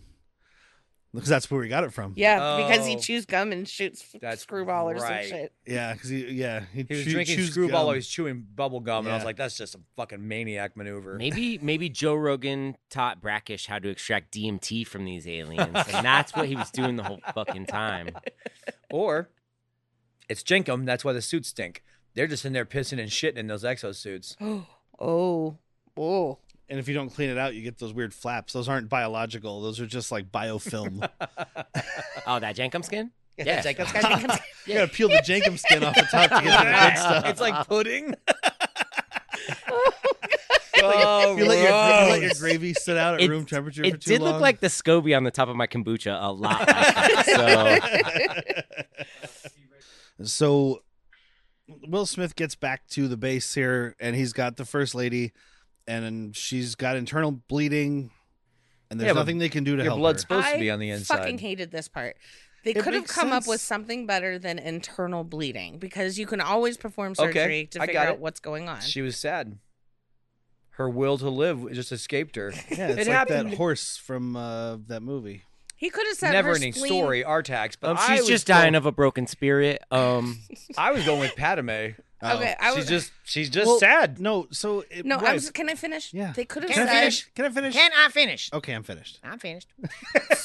They could have said I'm not. her spleen burst and it like ruptured her spleen and there's nothing we can do. I know. That makes sense. That medically makes sense. There's nothing you can do when it's been that long. This But makes they say sense too, though. Internal bleeding. I'm going to pose this to you. There's not a lot of doctors watching this movie. They're probably studying. Well, I'm There's not a more. doctor. I'm just saying that the 3 people that have not been in the medical field went, yep, Well, to You me, gave her the wrong medicine. She needs the right medicine. Not that medicine.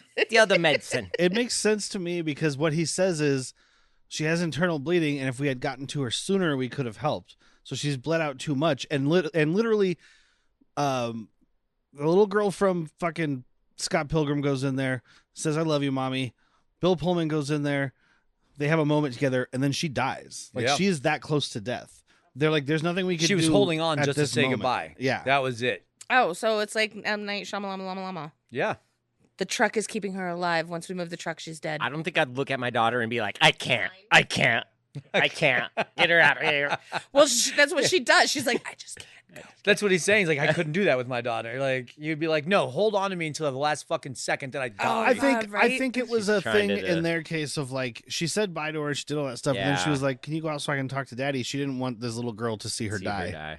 She's seen enough fucked up shit in the last she's 24 asleep hours. now. Oh, she's not going to have a normal childhood. This daughter no longer will sleep. She's like, what if I never wake up? Well, we know she's not gonna have a normal childhood. She's a president's child, and this is the Epstein era. Oh, Oh, God, God. yeah. Who knows what they were doing? Now we know why Chelsea Clinton's all fucked up. Only there was some files. If I'm dying, my daughter's laying on top of me until I'm gone. Oh, your poor daughter. Well, at least she's an adult. Like, this is just This kid just saw billions of people die. She wants to go outside What's one and play more? with that dog. What's What's one one more? 1,000,000,001. No, her and the little boy, the Vivica's son, are like best friends at this point. I mean, they are the only 5-year-olds running around. Yeah, that's true. My mom is a stripper, and your mom is a whore. So, Oh, I also love, we didn't really talk about it because we just talked about they moved along with these, but like Jeff Goldblum and Judd Hirsch showing up at the White House, and then all this shit goes down, and now they just get to travel with the president. yep. That wouldn't happen. They'd be like, you can be on the other plane with the other guys Right, who die. Or right. the other helicopter, I mean. The No, second but they're helicopter. listening to Constance or whatever her name is. Yeah. I guess they brought him because of her. Yeah. Because, like, he just joined up with them, and then now all these families are just living at this fucking, like, all these RVs are just living at the Area 51. And it's like, yeah. yeah, that wouldn't happen. They would have let in Will Smith with the alien and be like, the rest of you, I will shoot you if you advance past this gate. Do you know how Right? good our gates are? You can't kill us all. Yes, they can. We're going to Naruto run into you. That's how they got the idea Weapons for that run. stupid thing. Oh, Naruto is doing it way first. Yeah, but Weapons did it better because it's not stupid. Naruto's not stupid. You're It's stupid. terrifying. Ugh. The way that these little kids run in weapons is absolutely terrifying. Oh, it is. So now it's July 4th, Independence Day. Doesn't say that, but We know. we know. We get the speech. We have David throwing a fit. It's just the big thing is Judd Hirsch is like trying to. He's like, I haven't spoken to God since your mom died. Yada yada. I've been faking it, and then kind of gives him that speech. He's like, you got to look on the bright side. He's like, what? He's like, at least you got your health. Kind of joking. He's like, now get off that floor before you catch a cold. I actually really love that because it's like, look at the bright side. What is it? Ooh, bright side. Bright side. Your bright side. health? Your health. Your health. Question mark. Yeah, sweet ass spaghetti strap. I But mean, that's when look he's at like, those abs, son. get off the floor before you catch a cold. And it's that like cold. Cold. Cold. You're a fucking genius, Dad. I am. I mean, I know it. Who's a genius? What did I say? I'm where you get it from. So he pulls everybody together and shows them that they've got this technology working with because the aliens are there. So he does the thing where he has Adam Baldwin shoot the Coke can and the force field is up. Oh, sorry. Yeah. Wow. Someone it's ricocheting dies. a raw vac. There's little kids that they're inviting to come see the fucking spaceship. Well, good news that the first lady's daughter is going to be joining her real soon. Yeah. So And then he does some tippy taps and then he shoots the can and it's down. He's like, how'd you turn off the shield? And he's like, I gave it a virus. So we got to go up to the ship cold. and plant a virus in the mothership. We go up in their ship to plant a virus in the mothership. And then But that's impossible. you guys will buy you some time and then you do the stuff that you do. You take them out and stuff. Yeah, Like, do the shoot them, the take them out bad guy thing. or take them out, take them down, do your 'em- stuff. How are Take we 'em- going to talk to anybody around the world? You want to coordinate a fucking last minute insurgence in a matter of seconds? Like, yeah, Yes, that's exactly what I want to do. we have 5 hours. And you got CIA guy. I want to call him Neuschwander, but that's not his name. It was Niemeyer or something like yeah. that. He's like, this is all ridiculous anyway. No one's qualified to fly that. Well, I wouldn't say that, sir. I saw these things in action, took one out myself, which means I know how to fly it. No, it doesn't. I shot one once. You get in there. Also, it's it doesn't matter because all he has to do is go up. True. But they don't know that. So I would love if it was like, what are these weird controls? Apparently they steer with their genitals. Take your pants off and put it in the port, dude. Will Smith's like, well, lucky for you guys. Ka-tunk. Whoa, Big Daddy. Oh, they have 2 penises? Jeff Goldblum comes up. Ka-tunk. I'm more than just a smart brain. I have 2 brains. I have 2 heads. Independence Day. Oh my God, I really hope there's a porn. There will be when I get done. So I guess Roland Emmerich wanted to hire people who could improvise. So Yep. a lot of stuff they do together, especially once these 2 get on the ship, is improvised. And I think it starts right here because it's when he's like, you really think you can fly that ship? And Will Smith's like, you really think you can do all the bullshit you just said? Fair point. And he backs up instead of going forward. Oops. What's oops? No oops. You really think your MacBook can take down that Yeah. mothership? They've traveled fucking billions of light years or hundreds of light years, whatever, but they get fucking hacked by one MacBook. Well, all he did was put fucking LimeWire on the mothership. Like, just download this real quick. This is back when Apples were known for not being able to get viruses, right? So he could have the virus on his computer and it wouldn't infect it. Yep. Perfect. And a good ad for I had to put Apple. my floppy disk in it. I'm floppy about my I disc. hear that's how we fly the ship. Ka-tunk. So the president fires James Rebhorn for being a wiener, and they send out signals to everybody around the world. We got Iraq, Russia, Japan. I guess this was probably some of the extended stuff because I saw that there was more stuff worldwide, is all it said. So I'm assuming they showed. I mean, a lot of this is like, original France too, and but, whatnot, I just love how it's the British guys. The whole world's waiting on us. They have been. Because like someone's normal. Yeah, exactly. Like it's that like the Americans have a plan about bloody time. What's their idea? Yeah. I mean, I think it's We're just stroking our I own think, cocks right there. I think it's partially that because it is Independence Day. Right. So here's But the I think Americans' it's also plan. partially just someone has a fucking plan, and he's Yeah. like, "Fucking finally," because I'm just a guy in a field in Iraq. I'm a British soldier in Iraq. Don't ask any questions. It's probably not terrible. Hey, SAS, baby. I probably wasn't doing something really, really illegal. And now we're working with these Iraqi troops, and we need to figure this shit out. Somebody's got a fucking plan. Right. You know? So here's the plan. We go up there and we post a link for nude photos of, let's say, Megan Fox. When they click on them, boom, virus. No, we don't know what they're into. So we'll also send one for Dame Judi Dench, We're going to do one for Richard Nixon. Maybe that's their type. Gerard Depardieu. Gerard Depardieu for sure. Someone's going to And like him. Barney the Purple Dinosaur. I was We going to say, do- we need a weird one. Well, put a jellyfish on there. Also a link to Quentin Tarantino's filmography. Yeah, well, maybe they like feet. Dumplings. We got to get them all. Oh, I was thinking of the movie Dumplings. That's why you guys didn't. Oh, is that you're talking about the one where she eats the babies? The baby Oh, fetuses. yeah. A lady, Spoilers for dumplings. Yeah. she's eating fetus dumplings. Don't worry about it. Keeps trying- you young. Keeps you What young. did you yes. It's probably based on truth. So. Until you get that one bad What one. did she just fetus? It's weird that you said it like that. I think you know it's in the sentence. But like in America, we've got plenty of jets, but apparently we're short on pilots now. So he's like, "We'll go find some." So they go out to the RVs and recruit people from there. I'm pilot. I'm pilot, I dude. plane. Give this guy a fucking rocket. Dude, Russell K's getting out of his fucking RV and just being like, "I can fly. I'm pilot," and falling over. All right, There's- well, you've got 5 hours to sober up, sir. Here's coffee. There's coming, keep 'em one. There's one guy that he's in quite a few scenes. He looks like Vietnam. Yes. Yeah. I know exactly who she's talking Freaking about. love this guy. He's got the aviator glasses, I- salt and pepper light beard, salt and pepper Does he have mullet. a- Trucker He's hat? got, or no, it's like one of those bands with the hat. it's an aircraft carrier type hat. Okay. Okay. Like it has the leaves on the side. It probably Yes. if we pause it, it probably has a name, USS Minnow or something. Oh my gosh, I was just like that That's guy, from Gilligan's Island. It's not that. and he survives because he's in Yeah, the end. it's right. He always reminded me of his dad. Like he's in every background shot. And you're like, hell yeah, that guy definitely flew in Vietnam. Yes. I just love it. He looked like Vietnam. He looked like Vietnam. Like as soon as you see this guy, it's Oh, I like, know that guy. It's, Nom. it's that song. I'm like, that Vietnam song. Yeah, Fortunate Son. Yes, Mhm. he is Or that song. Run Through the Jungle. That's also a Vietnam song. Not as much though, It's Run Through the Jungle. but not. How many movies has it been in for Vietnam? a lot. Not as many as Fortunate Son. They were probably If you both have a in Forrest Gump. So If you have a helicopter flying over a fucking jungle, Which you one's in better be Apocalypse Now? both. I think so. Can't have one without the other. His name, he is Vietnam, and when he goes to Boston, he hangs out with Cliff Clavin. He goes, "Hey, Nam, Nam, Nam, Nam, Nam, Nam." I was once in Nam. I was in Nam with Nam. They told me to act normal. I love him talking to Russell Case though, and he's just like, "Ever since I was kidnapped by aliens, sir," or they're all doing the eye the roll. briefing. Ever Yeah, since I give was us your kidnapped by experience." aliens, sir, I've been looking for a chance for payback, and I won't let you down. And they're like, dude, Adam Baldwin looks at this other guy and is just like, oh fuck, We're gonna give him a ship with guns. he's gonna have missiles. He's gonna have missiles. He's gonna shoot us. And like, apparently, it was supposed to be that he didn't get in a jet. He flew his crop duster with a fucking missile strapped to the side of it. Dope. Right? But I guess that was one of the guy's ideas. I think it was.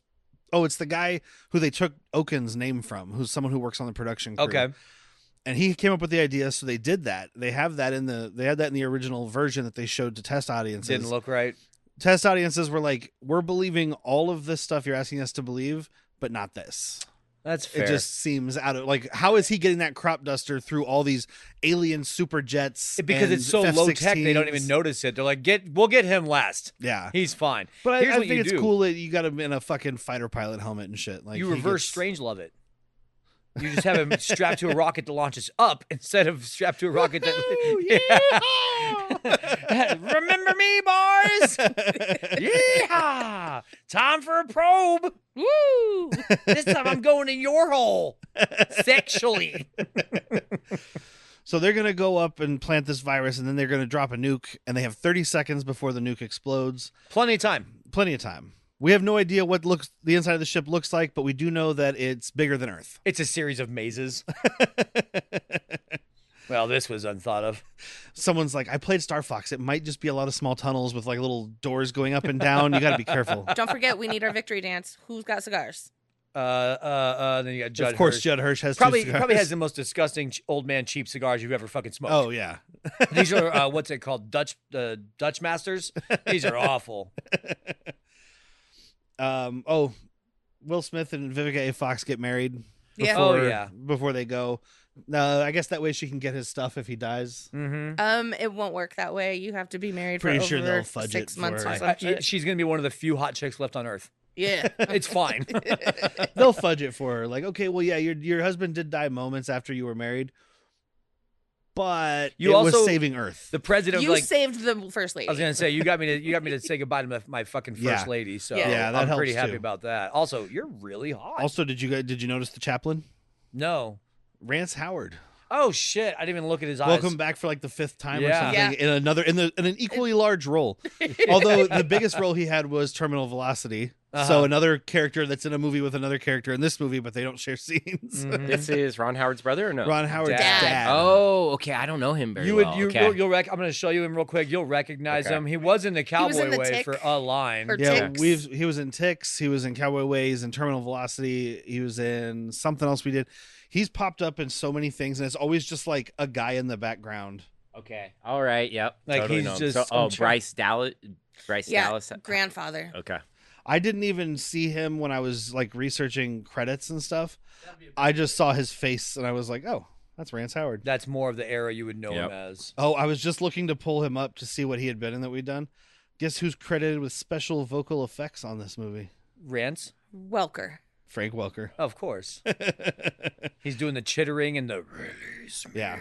There's somebody else credited as alien vocal effects, but he's special vocal effects. So probably the one guy did the Release Me voice. Although the Release Me voice is pretty Welkery. Yeah. Dr. Claw. Dr. Claw, yeah. But either way, I was trying to find there's like 150 people credited in this movie. Oh, there's Rance Howard. Universal Soldier, he's got a bit part, Ticks, Terminal Velocity. Okay, we've seen him in some other stuff, but not on So the 6. show. This makes 6. Because he was also in Inner Space that we just watched a couple weeks ago. Oh yeah. Okay. And David and Constance are their witnesses, and she sees him wearing his ring, and they start holding hands. It's adorable. Yeah, Gets a 'cause quick little that's squeezer. also a callback because his father, when they're playing chess at the beginning, he was like, "Why you still wear your ring? It's been what, like 4 years? 3." It's only been. I don't remember who he says it to. It's either Jeff Goldblum or Constance, whatever her name is. But he's like, there's still love there, I think. You know, just very Jewish dad. Like, I wouldn't give up on it. There's still love there, I think. John Lennon, smart guy, shot in the back. Such a sad day. Sad day. Nice guy. Good music. But this is the big speech. The president goes out and gives this speech, which, according to Roland Emmerich and Dean Devlin wrote this in like 15 minutes, and it was like, it's just a placeholder. We'll rewrite it later. We'll No, get you they will were like, not. But the way he they delivers compared it, it man? to some real speech, which I can't remember now. It was like, it needs to be better than this speech. That was like a big thing, and then they forgot. They never got around to it, and so they were like, well, fuck it, we'll just do it. And so he does it, and it's fucking great. We will not go quietly into this good night. We will not go quietly without a fight. You know what? I'll just play it here for people. Yeah, Not play the it whole right. speech, just the big part. Perhaps it's fate that today is the 4th of July, and you will once again be fighting for our freedom. Not from tyranny, oppression, or persecution, but from annihilation. We're fighting for our right to live, to exist. And should we win the day, the 4th of July will no longer be known as an American holiday, but as the day when the world declared in one voice, we will not go quietly into the night. We will not vanish without a fight. We're going to live on. We're going to survive. Today, we celebrate our Independence Day.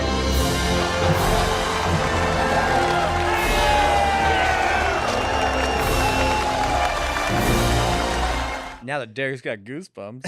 For the third time, guys. I was actually going to cut the clip and then make you guys listen to it right now, and then I forgot to do it. So I was too busy Make us watching. I listen was to too busy watching Carousel. What is You don't want Oh to know. God, you don't. But I don't. apparently he did this speech, and it was supposed to just be the speech with all the people standing there, but all the extras and everybody in the crew started like clapping and cheering, and so Roland Emmerich was like, "Fucking take one, dude. Yeah. Let's call it." Yeah. That's rad. He's like, Dean Devlin needs to become a speechwriter if this filmmaking thing doesn't work out for him. And Bill Pullman just gives a great He delivery. does do a wonderful Today delivery is on this. our Independence Day. Dude. On St. Crispin's Day. On St. Crispin's Oh, that was Day. the speech. It Yes. was the St. Crispin's Yeah. Day speech. They were like, we just need to make it better than that. No big deal. No big deal at all. I think they did it. But then the president steps down from his speech and starts suiting up, and Robert Loggia's like, "What the fuck are you doing?" He's like, was a "I'm fighter I'm a pilot." fighter pilot, I dude." pilot. I fly. Sorry, I got into some of his whiskey and I lost my nerve, but I fly. Well, I knew I Pretty was sure going I to be just flying, said so fighter I pirate, so I'll tell you one thing: I will not crop the wrong dust. That's one thing you can I'm a guarantee. crop duster. I'm a crop duster. Like in the movie theater, I fart on people all the time. I love damn it. I wish that was true, but I know it's not. You know it's not. Of Randy Quaid trying to get situated with his fighter jet. Click, click, click. Arming nukes or arming, Arming missiles. missiles. Whoa, no. What did I push? Fuck. He Oh, almost that's blows why up Area that's why 51. it won't launch at the end. Oh. That's right. I thought of that too. Yeah. When Okay, I didn't even think about that. I just did. After all these times of watching it, that's why it doesn't fucking launch. Because he's over there poking buttons like he's Dennis the Menace. And then that's his brother. Will Smith going to take the ship out, and like they told him it's push forward for forward, pull back for back. That's not how it works. And he crashes. He backs it up like fucking Andor. Oops. And, oops. What? Oops. What's oops? What's oops? Don't oops. No Do it more again oops. without the oops. Do it again with no oopsies. Oh, don't forget about your victory dance here. This is after the fat lady sings. We light the cigars up. Remember, Yes, fat not lady. till the fat lady sings. Yes, Yes. fat lady. This is where Yes, yes, Jeff that Goldblum way. said him and Will Smith, sitting in a cockpit with a green screen all around them. So they're just like, okay, you're seeing aliens. Now do this. And so they're just saying shit. Yeah. So you got two people. Will Smith, I'm sure, was able to got improvisational skills from being on TV for Yeah. so long. And then Jeff Goldblum is Jeff Goldblum. It's one of the more fun parts of the movie. Yeah. You know, their little back and forth, little repartee. I mean, in this, it's again, you think like, oh, that's that movie where Will Smith and Jeff Goldblum team up.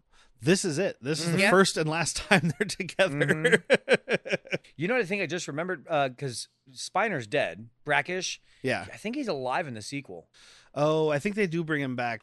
I'm sure there's. Like he had a crushed larynx and his eyes were all open. So I think I read that in the version we saw, they said he's dead, but they cut that from theatrical. I don't know if it was purposely to set up that he could come back or what, but they might have cut that from theatrical. Okay, yeah, because they don't say he's dead. Okay, I mean, but he's think sitting maybe there, in the version eyes open, tongue out, not breathing, pale, just like being slammed into a window. Yeah. By a giant alien. I think he was dead before he got slammed in the window. Yeah. He just needed his vocal because they don't cords. have vocal cords, so yeah, it's using that to speak. Yeah. But yeah, I do remember him coming back because I think I saw it in the trailer and I was like, "What? How? Explain it." And it's like, we don't need to.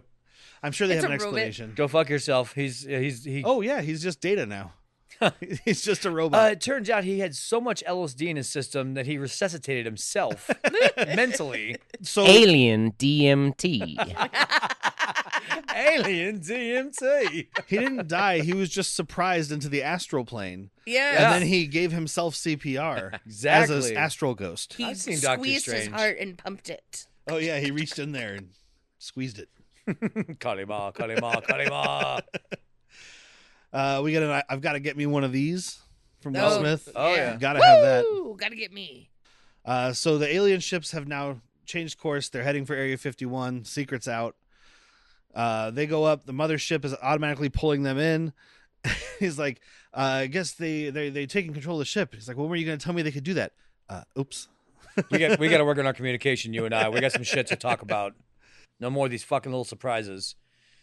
Put the windshield up. So we're in the ship. We got one of the worst looking effects, but at least they still did a practical thing. It's all the aliens lined up, like the troops lined up. But like the special effects guy was saying, like it's still a real practical alien suit. Every alien you see is practical, but then they just like did the duplicating thing. Gotcha. So it doesn't look great. Although they did get just one to look up and the rest of them were looking forward, but it looks really, this whole area is the worst looking part. Mm-hmm. Again, maybe just 4K syndrome. They have these weird boat ships instead of just their like fighter ships, and it's probably for resource harvesting. They're setting up for an invasion. Yeah. Or they're troop all dropping, loading up yeah. onto these things to it's the boats. Yeah, it's the D-Day boats. Yeah, and all of this in standard definition you wouldn't have seen. Yeah, I mean, and on film too. Like film looks better than like VHS standard definition, but you're not going to see the crispness that you see on 4K, and that kind of. That's why I don't care. That's why I'm like, I buy some of these effects movies. Like we talked about it with Twister. He also like, shot this on IMAX, by the way. This movie's also 30 years old.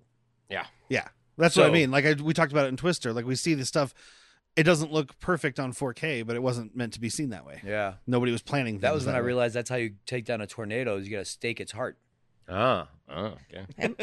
Always have a fence post with you. I love though they get pulled up to this command center and he's like, it has power windows and closes the shield as if that's gonna like, okay, now he can't see that we're humans. Yeah. How long is that gonna last? This guy's like, why has Bill got his shield up today?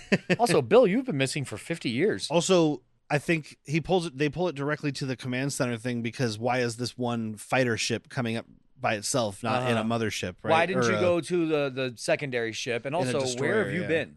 Yeah. Yeah, the shit. Yeah. See, we have no record of you for the last 50 years. What's that ship serial number? 1. This is Star Wars. It's like, well, these are old codes, but they're still good. Yeah. It's an old ship, but it checks out. But he does upload the virus. The Earth pilots. Go on. Sorry. The fighter pilots. Yeah, Bill Pullman shoots the first missile. It bounces off. Too soon, guys. You didn't give it enough time. Well, and everybody's like, "Oh shit, we better get out of there before we get destroyed." He's like, "No, I want one more crack at this. Fire everything you got. and it's a hit. So now things go crazy. There's the dogfighters come out. It's the whole big fucking climax scene. And they're doing damage, but it's just not enough. No, yeah, I mean this ship is on fire on the outside. Yeah. but it's They're running out of munitions. Yeah. It's like, Does anybody have any missiles? I'm gonna stop this semi that's speeding at me by throwing rocks at it. It's eventually going to stop. Yeah, but you could do it. You're going to run out of rocks. It's not a tsunami. And that's the problem. Each of these each of these planes only has 4 missiles, right? Oh, and this is when the ship is moving directly over the base now. Uh-huh. And then I think it was Vivica. She's like, or Constance is like, what about all the people outside? Like, They're gonna get destroyed. Adam Get them Baldwin is fucking like, in. hey, we're safe. We're 27 stories underground, man. It probably What won't about reach everybody us. else? Well, they're not white, so I don't really care. Well, they are, but they're poor. They're poor white. Oh, wait, you said poor whites? Those are Republican voters. Get them down here now. Yeah, so the aliens are attacking all the civilians while they're trying to go inside. The alien overlord opens up their windshield cover. Jeff Goldblum just hide. Roll out. And I love they go down and they're like hiding underneath the thing, and this alien is just like, So not the ship only is just- this ship from 70 years ago or whatever, or I Nobody's guess it's in 50 years ago, it came up here by itself. Yeah, this is weird. I didn't know we had Teslas. Elon Musk got a hold of this and made a self-driving ship. Now go kill the pedophile. Pedophile chop. Oh, it's a Waymo.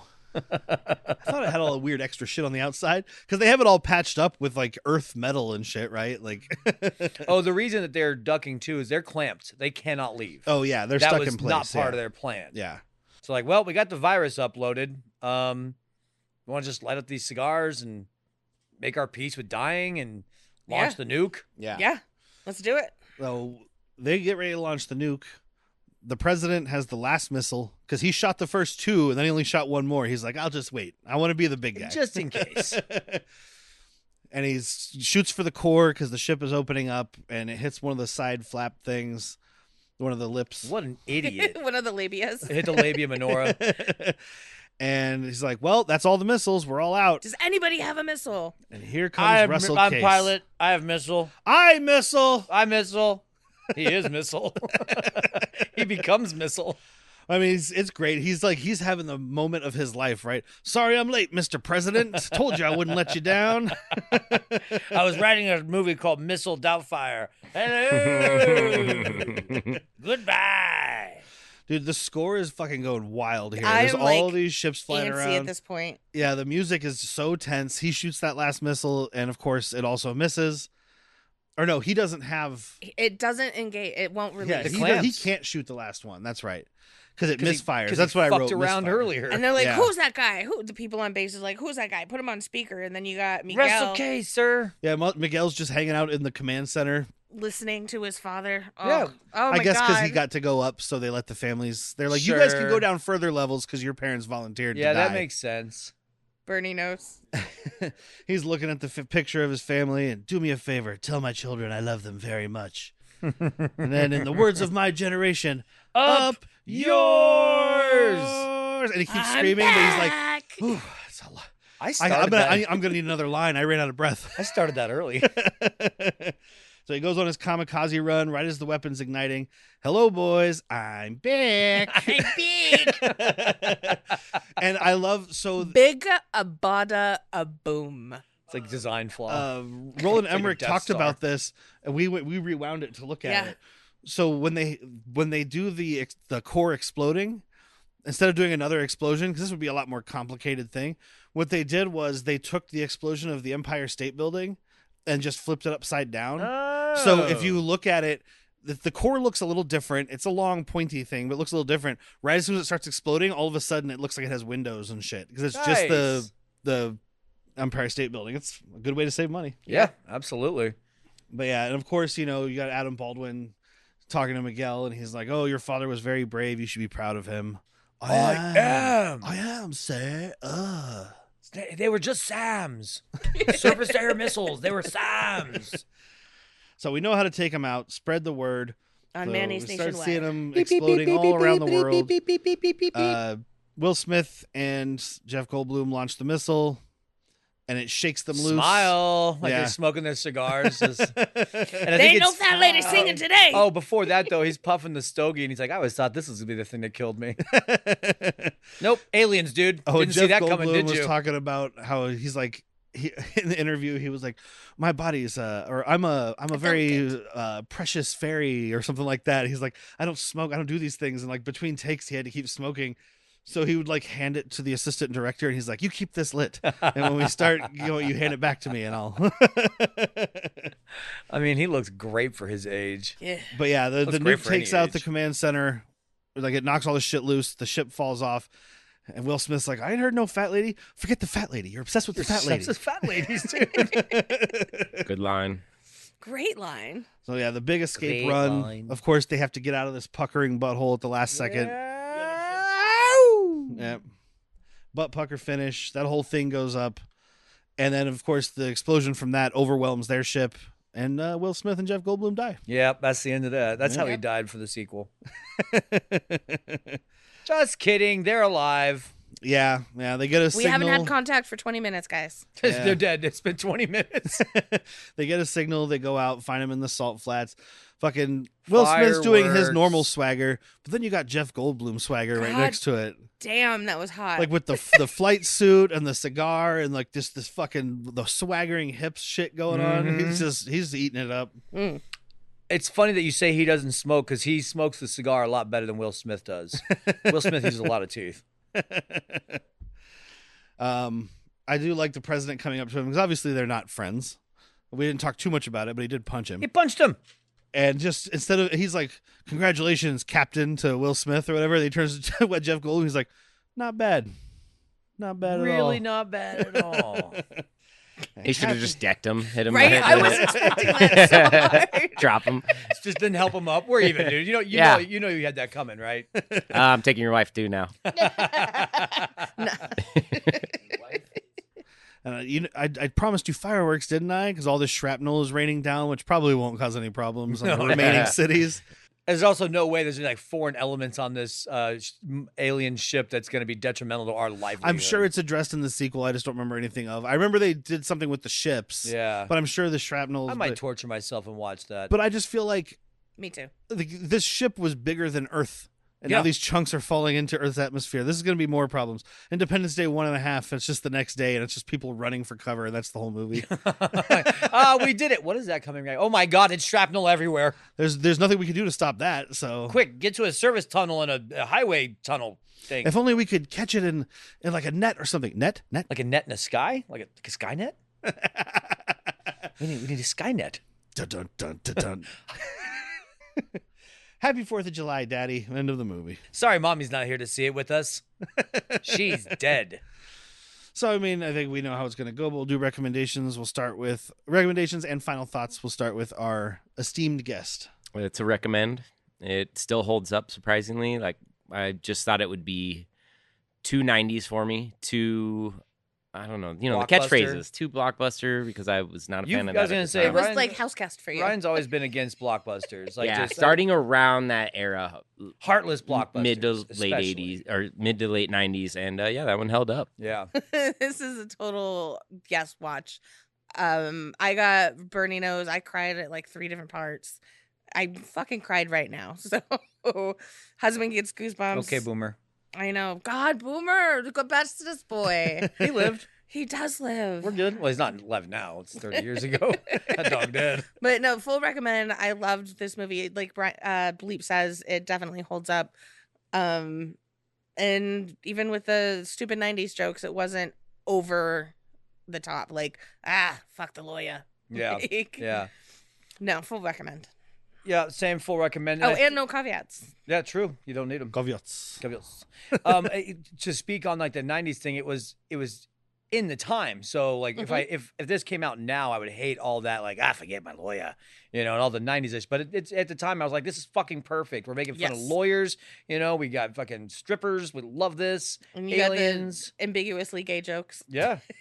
So I will probably watch this again for 4th of July. Oh. I have to. In a week? Yeah. Yeah, big recommend. This comes out 2 days after 4th of July, so people think you're crazy now. They knew I was crazy. I meant next year. Caveat. I'll watch it for Memorial Day. Shit, we missed that one too. Veterans Day. I said for more of Brulai. Shut up. Your brain's got the shell on it. Big recommend. A lot of fun. I didn't watch it for a long time. Like I said, I watched it a ton growing up, but I stopped because I got tired of Will Smith. And I was like, I don't know about watching anything with that much Will Smith. We weren't tired of him yet. Yeah. But there's not that much Will Smith. He's there. He does his thing, his cool thing, and he's still good. It wasn't until Men in Black that he started being like all over everything he's in, I think. Mm-hmm. It's like when it became overloaded. It was more the second Men in Black. But this is also more of a ensemble cast. Yes, thank you. I was going to say I like him in the first one. But this is more, but it's still like a lot of him. You know what I Yeah. mean? There's a lot less of him here. This is more of an ensemble cast. And you got Jeff Goldblum and Judd Hirsch and Bill Pullman and all these people, even Randy Quaid, who's insane. All these Which people is why it pulling their works weight. well, though. Yeah. Yes. And the effects look great. And I mean, I just love that it's all miniatures. It's all, obviously there's some digital stuff in say here. It's all miniature. We know how they steered that ship. But there's a lot of digital effects too. But the ships and stuff, like when you have the spaceships flying around, the little fighter ships, it goes between being like a ship on a string and a digital thing. Just when it has to make a hard mix. turn or a maneuver. Yeah, so it's a really good mix of stuff, which makes it, I think, hold up a lot better than some other stuff. Correct. And yeah, I mean, it's just a lot of fun. It doesn't feel like it's 2.5 hours long. Not even close. Like, we didn't watch the director's cut because I was like, I don't need 8 more minutes. And also, I'd read a thing that was like, all it really does is kind of slow down the pacing of a really tightly paced movie. Yeah, Dennis Quaid or Randy Quaid like forces his way on, because I don't think they were gonna let everybody in the base, and he like slams somebody. He's like, "These are people." Yeah, That was not in what we watched. It's just unneeded. Okay. So everything that was cut, I was like, "Yep, I see it." When he said extra 8 minutes, I was like, "Ooh, maybe it's a Vivica." Ooh. But yeah, that's it. We've got Bleep here. Do you have anything to plug for Gripes? Yeah, he does. Grapes. Grapes. Most recent release, probably like 5-6 months ago, did 21 songs. My favorite off of that is Get By, so check out that. Yeah. I like that one a lot. And then I got 14 more in the works, so I'll be releasing 7 and then another 7. So That's some dope. coming up. Do you have one you want us to play on here? Yeah, do Get By. That'd be good. Okay. Yeah. So stay tuned after the episode here, and you'll hear Gripes. But we want to thank Evasion, who normally does our music. Yes, but also we need to plug all of our other shit real quick. I'm just saying because it's a segue. You can't be the only one that does segues. Right? Thank you. Me on a segue. Pay to see Ridiculous. Derek on a segue. Next week, Month of Action continues, where we're talking RoboCop with our friend Pete from Good Beer Bad Movie Night and Give Me Back and Say, Pete's a busy boy. After Hours. It's After Hours Cinema Review with Anna and Pete, because the acronym is Aw Crap. Oh, I like that. Next week, we're talking about RoboCop, which is available to stream right now on the Criterion channel. You can also rent it and buy it on Prime and Apple, all those places. Over at Patreon, patreon.com/worstpeople. We're doing a commentary this month, the first watch commentary for Whitney. Oh, yeah. For the Month of Action, we're Highlander. talking over Highlander. Oh, my God, that's going to be such a wonderful time.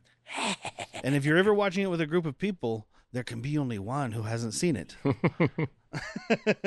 Now, do I need caveats? Should I be like No, gummified? or I don't think you need them. I'm going to have them.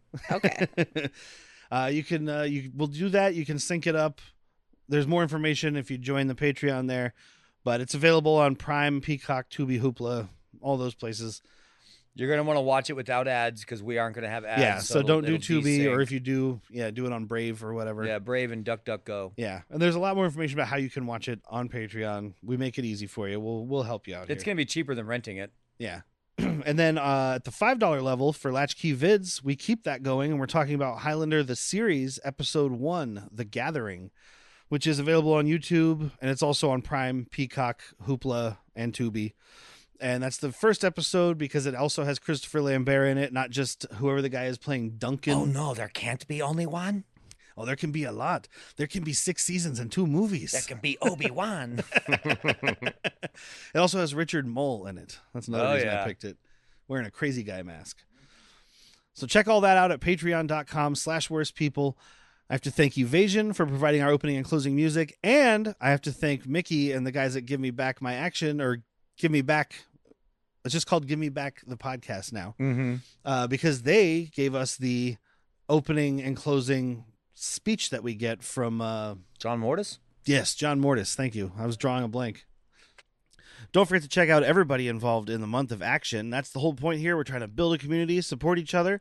All the links are going to be below in the description of the episode and on the posts that we're putting up.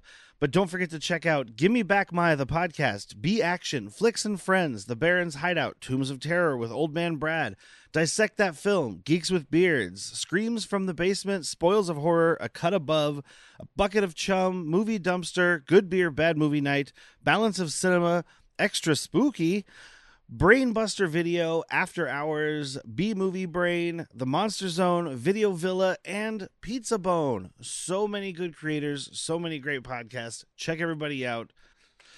So thank you to all you guys. Thank you to Ryan. Thank you to you guys for still being here. Thank you to me.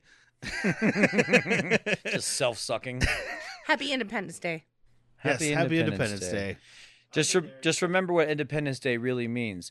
That a bunch of rich white slave owners didn't want to pay taxes. Oh, I did put in my letterboxd review. This movie is about Independence Day, and it's a movie where aliens destroy the government, which is probably what should happen. Happy 250th birthday, America. I've been Derek. I'm Whitney. I'm Big Daddy. And I'm Ryan. Enough with the fat lady. You're obsessed with the fat lady. That was one hell of an action sequence, soldier. I haven't seen shooting like that since the Battle of New Hope. The month of action couldn't have done it without you. Mission accomplished.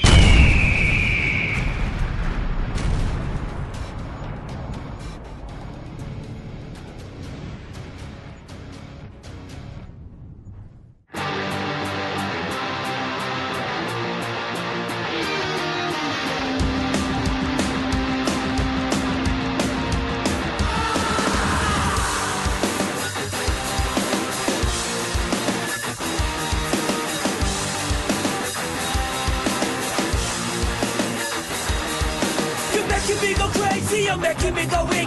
I was a little stronger, but now I'm at your feet. You're telling me you're hungry, but yet you've had your feet. I don't know who you are, and I guess you don't know me. You got your arms around me and telling me you're there. But when I really need you, it seems like you don't care. If I took all my love and gave it all away, what would you do? Tell me, what would you say?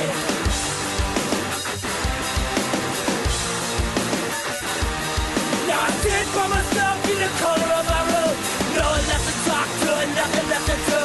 Say I'll do it better, well that would be a lie. I'm weaker than I've ever been, at least I'm getting by.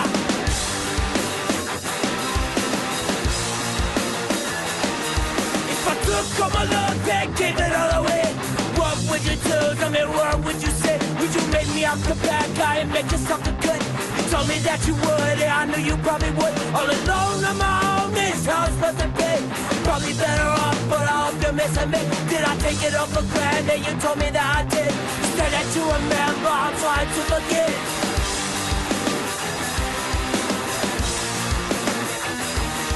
Now I sit by myself in the corner of my room. No one left to talk to and nothing left to do. Say I'm doing better, well that would be a lie. I'm weaker than I've ever been, at least I'll get by.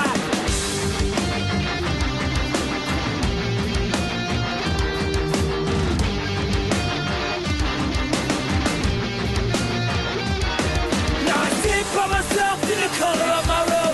No one left to talk to and nothing left to do.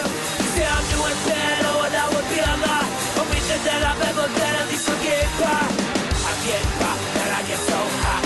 You can stay there, time you know I gotta try. I get by, and I get so high. You can stay there, time you know I gotta try. I get by, and I get so high. You can stay there, time you know I gotta try. I get by, and I get so high.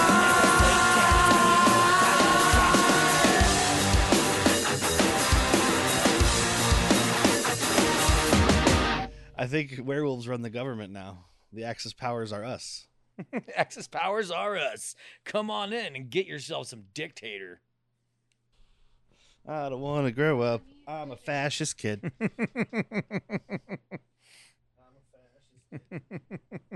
I don't want you to speak up because I'm a fascist ass kid. We got tanks and planes and Nazi ass games. Ready? I don't want to be a fascist ass kid. He was like, "Can I use your bathroom before I leave?" And I was like, "Yeah." And he's like, "No, wait." And I was like, "What? Go pee." He's like, "I'll pee when I'm dead." What does that even mean?